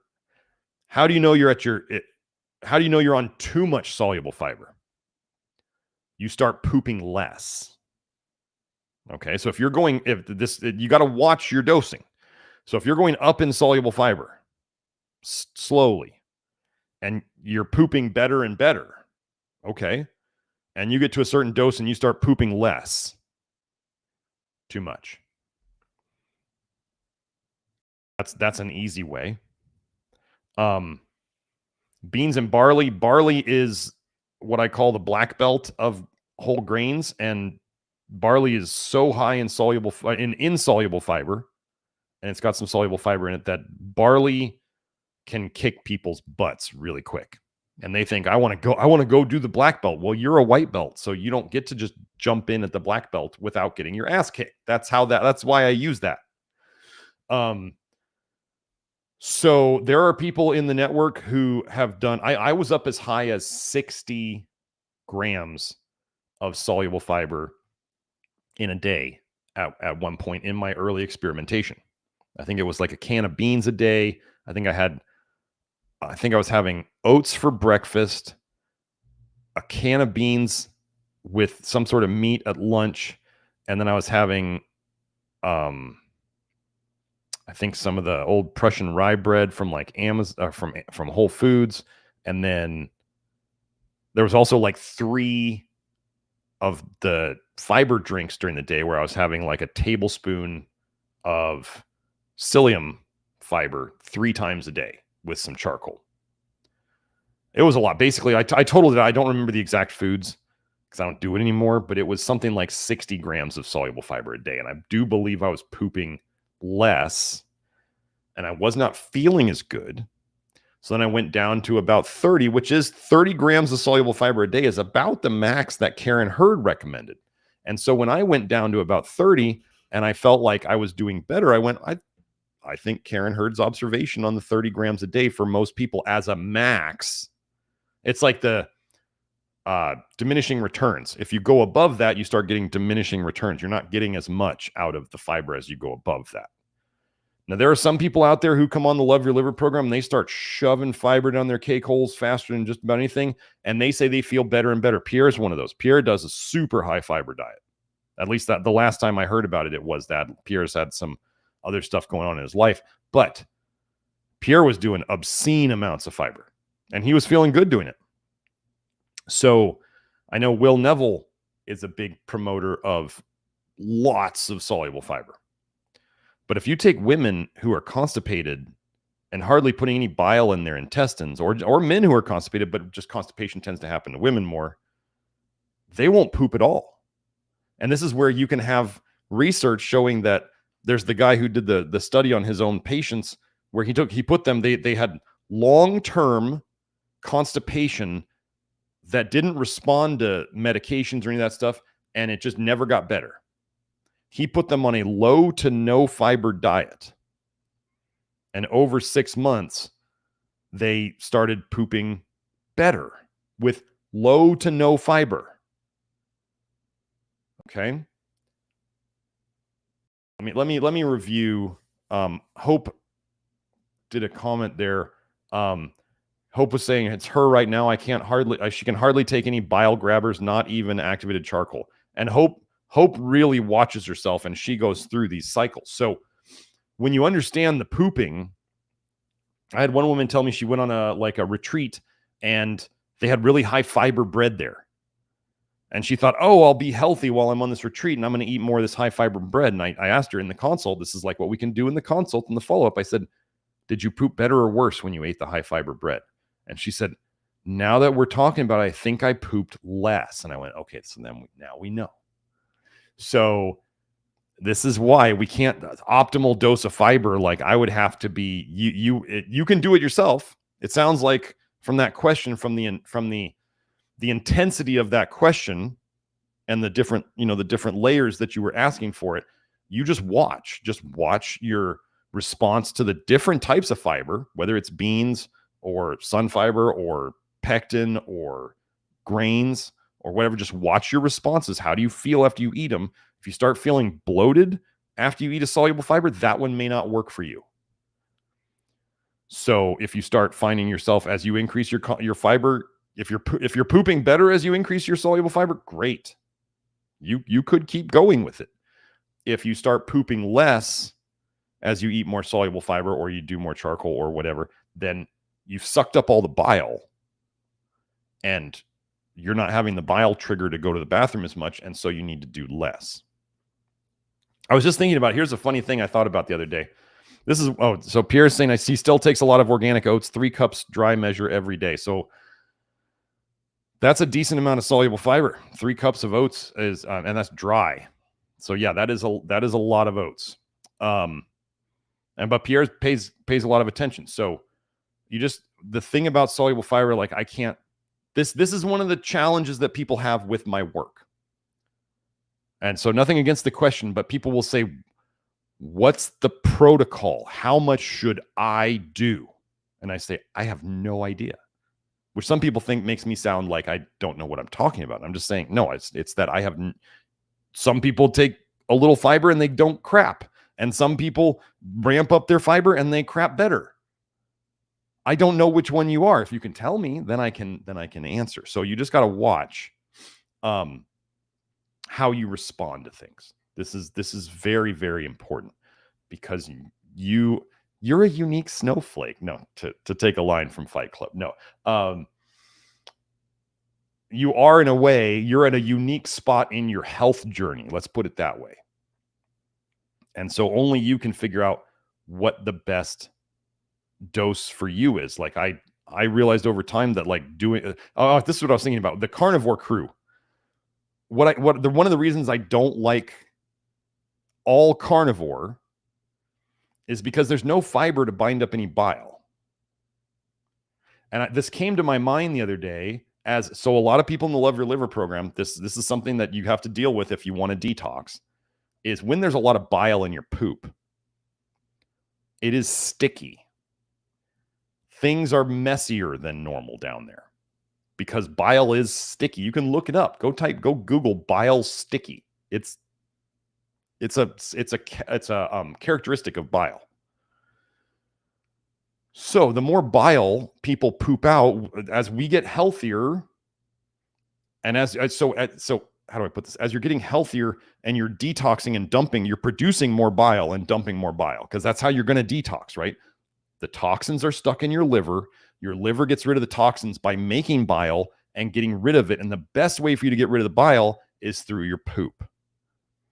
So the more you're detoxing and dumping bile, the more sticky bile you have in your poop. And people will see it like when you flush the toilet and there's streaks down the toilet of stickiness, okay? Or cleaning up afterwards is messier, okay? Well, what do the carnivores brag about? I remember the Liver King specifically bragging about this. He's like, I don't even need to wipe because there's no stickiness because all the bile is getting stuck. It's not coming out. Do you see what I'm saying? So they have little teeny poops and they're not dirt. They're not messy. Now, somebody might be like, oh, convenience wise, that's great. I would love to not have to wipe and all that stuff. Well, you can, if you like your toxins, you can keep your toxins in your liver. You can. But if you want to get rid of them, you're going to have to get some bile binders, whether that's soluble fiber, whether that's charcoal, whether that's I am re-examining zeolite now that Kelsey has brought my attention to ways of drastically improving the clean status of zeolite and just making it better. So we are discussing that now. So we may add another binder to the list. I had 5 dropperfuls of a liquid zeolite this morning that Kelsey made. So we're going to test it out. So anyway, that's like, I can't tell you what the optimal dose is. If I wish in certain ways, I wish my job was that easy where I could just be like 25 grams of soluble fiber, do 10% pectin and 30% psyllium. And I could, that's a joke. Nobody can do that. Anybody who doesn't understand that different, just like different cars use different weights of oil. Different cars use different octanes of gas. Different cars have different spark plugs. They're all cars. We're talking about internal combustion engines. They all work on the same principles and concepts, but the different cars need different fluids and different parts put in them, but they all have overall generally the same parts. Some parts, like fancy sports cars, they break down easily. They run faster than anything else on the road, but they also break down easily. Some cars just keep running. No matter what you do to them, they just keep going and going and going and going. This is like, think of that as like your genetics.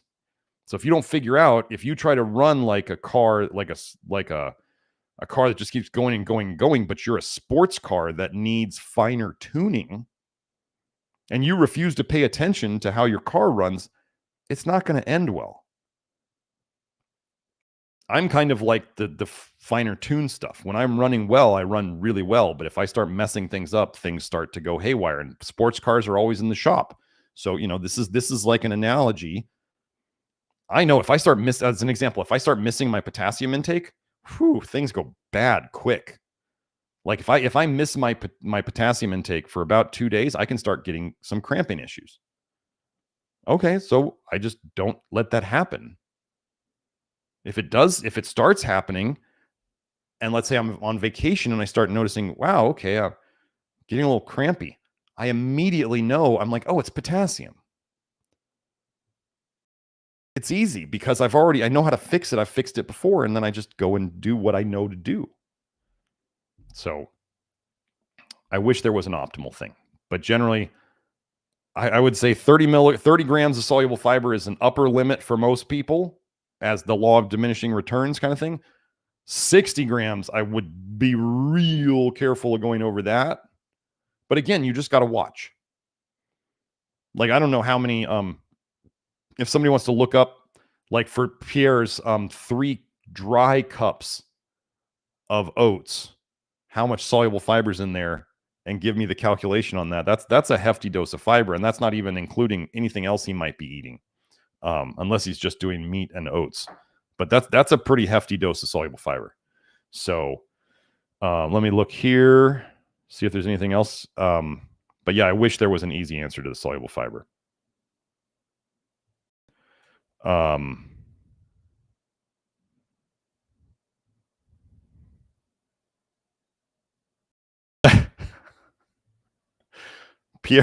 Pierre posted, I just want to read this. In 1988, a scientist at the National Center for Atmosphere Research in Boulder, Colorado, found 2 identical examples of snowflakes while studying snow crystals from a storm in Wisconsin using a microscope. So there goes the whole thing. Unique snowflake. It's all over. So there are two people who can be the same, if we go by that. So first, identical snow crystals. Saul asks, what is your opinion on semen retention when it comes to detox? I am a big fan of semen retention in general. I think men's bodies put a ton of, whatever you want to call it, energy, chi, essence, whatever you want to call it, life force. What do they call it in naturopathy? Vital force. I mean, to make millions of little living, functional sperm, I think that's a huge demand on us. And I do think that part of the plan to sicken us, make us infertile, send us to the early grave is to have men waste their seed in that manner. I do think it's an absolute waste. It's an absolute waste of zinc. I mean, there's a reason why, as they say on social media now, there's a reason why corn is free and so easy to get. Like, they act like you have to pay for it, but nobody has to pay for it. Anybody who has like a quarter of a brain, I mean, little kids at schools can just Google certain terms and it's all right there. There's a reason for this. It is to damage men, both mentally and to exhaust our reserves of whatever you want to call it, the vital energy and zinc and all the other things that we have to put into making that, into making semen and sperm and all of that stuff. So, and actually I saw a very interesting thing about, it was on Twitter and somebody said that they were saying that the devil, it was talking about the devil and sex.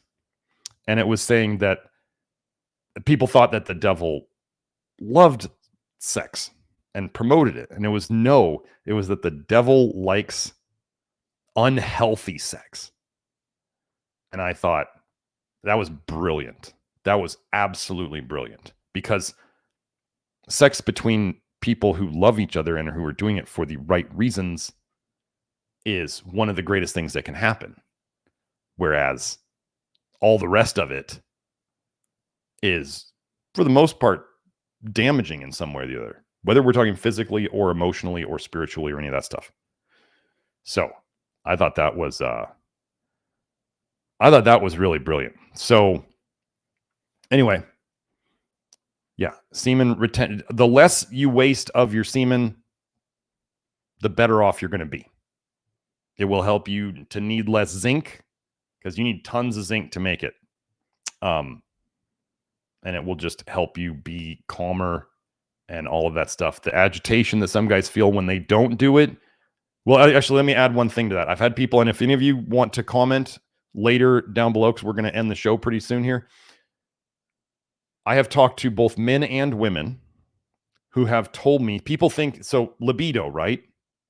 Sex drive. People think that having a healthy sex drive is a good thing. Now, that's good. Yes. Healthy. But does that mean that you could have an excess sex drive that is unhealthy and you could have a lack of sex drive that is unhealthy? Yes, you could have both. You could have too much and too little. Or too little. I don't mean and. You're not going to have them both at the same time. So there's a healthy one, and then there's too much, and then there's too little.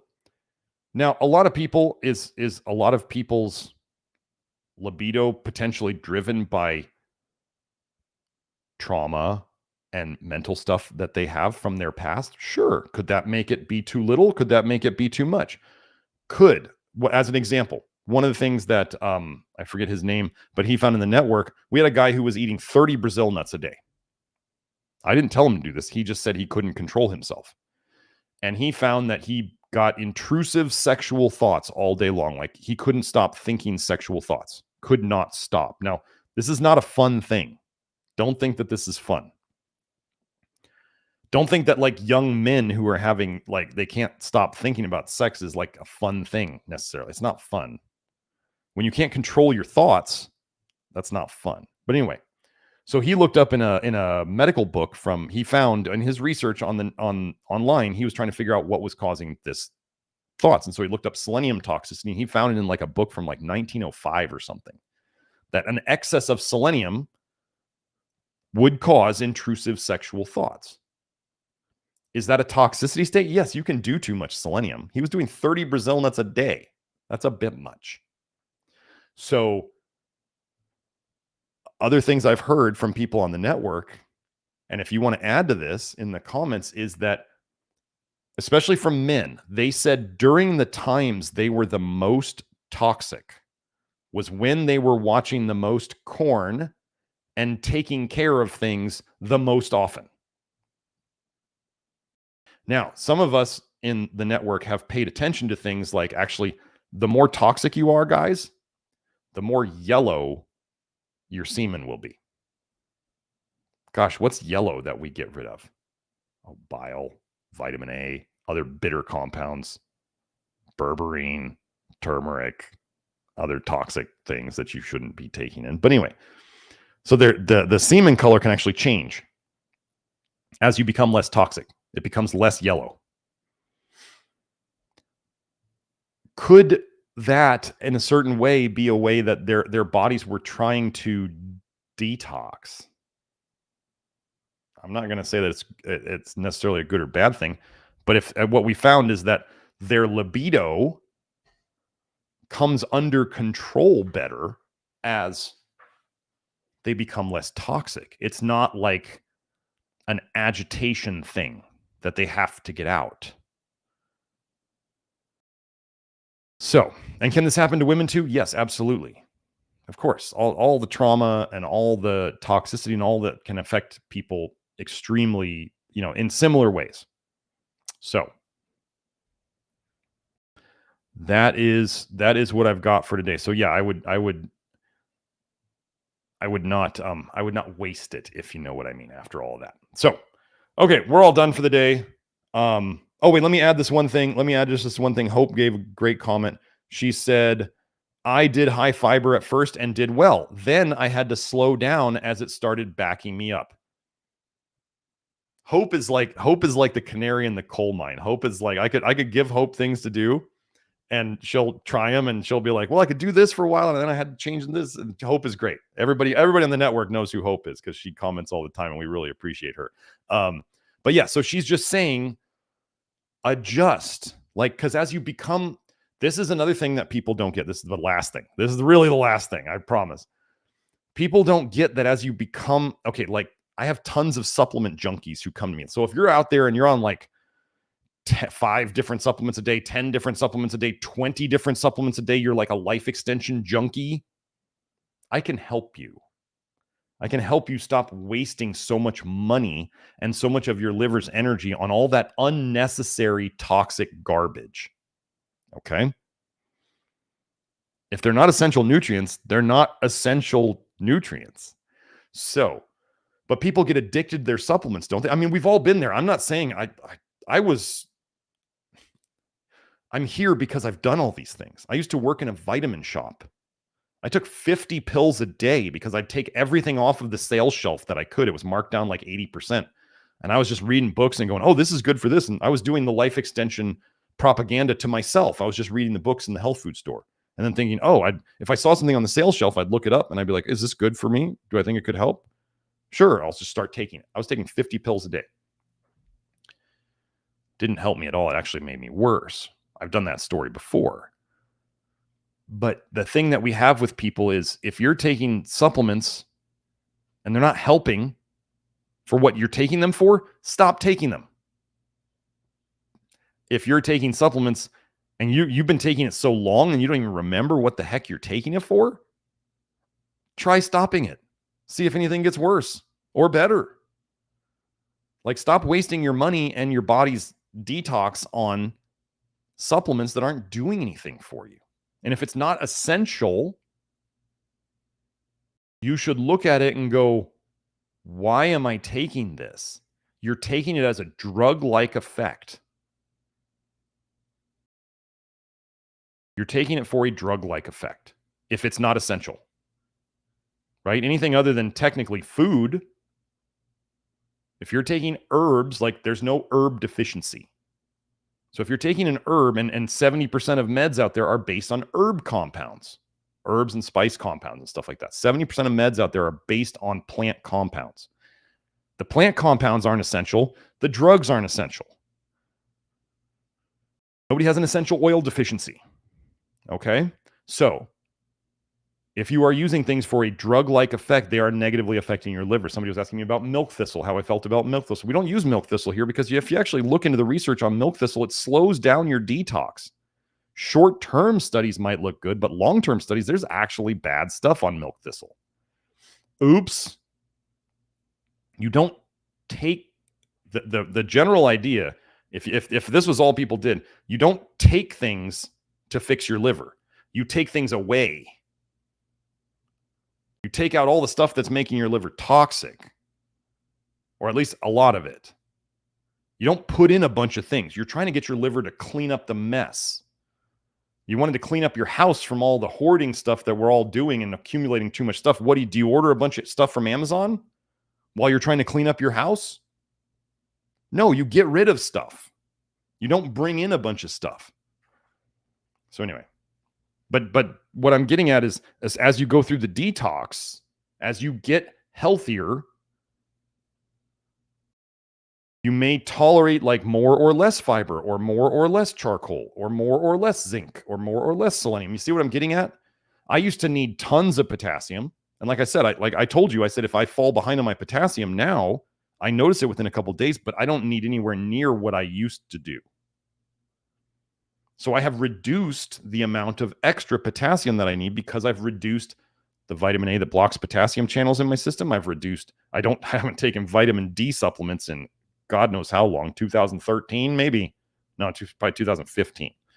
And then I've been taking copper antagonists, things that help get rid of copper out of my system for years. So I don't have as big of a potassium need anymore because I don't have these toxic things in me that negatively affect my potassium.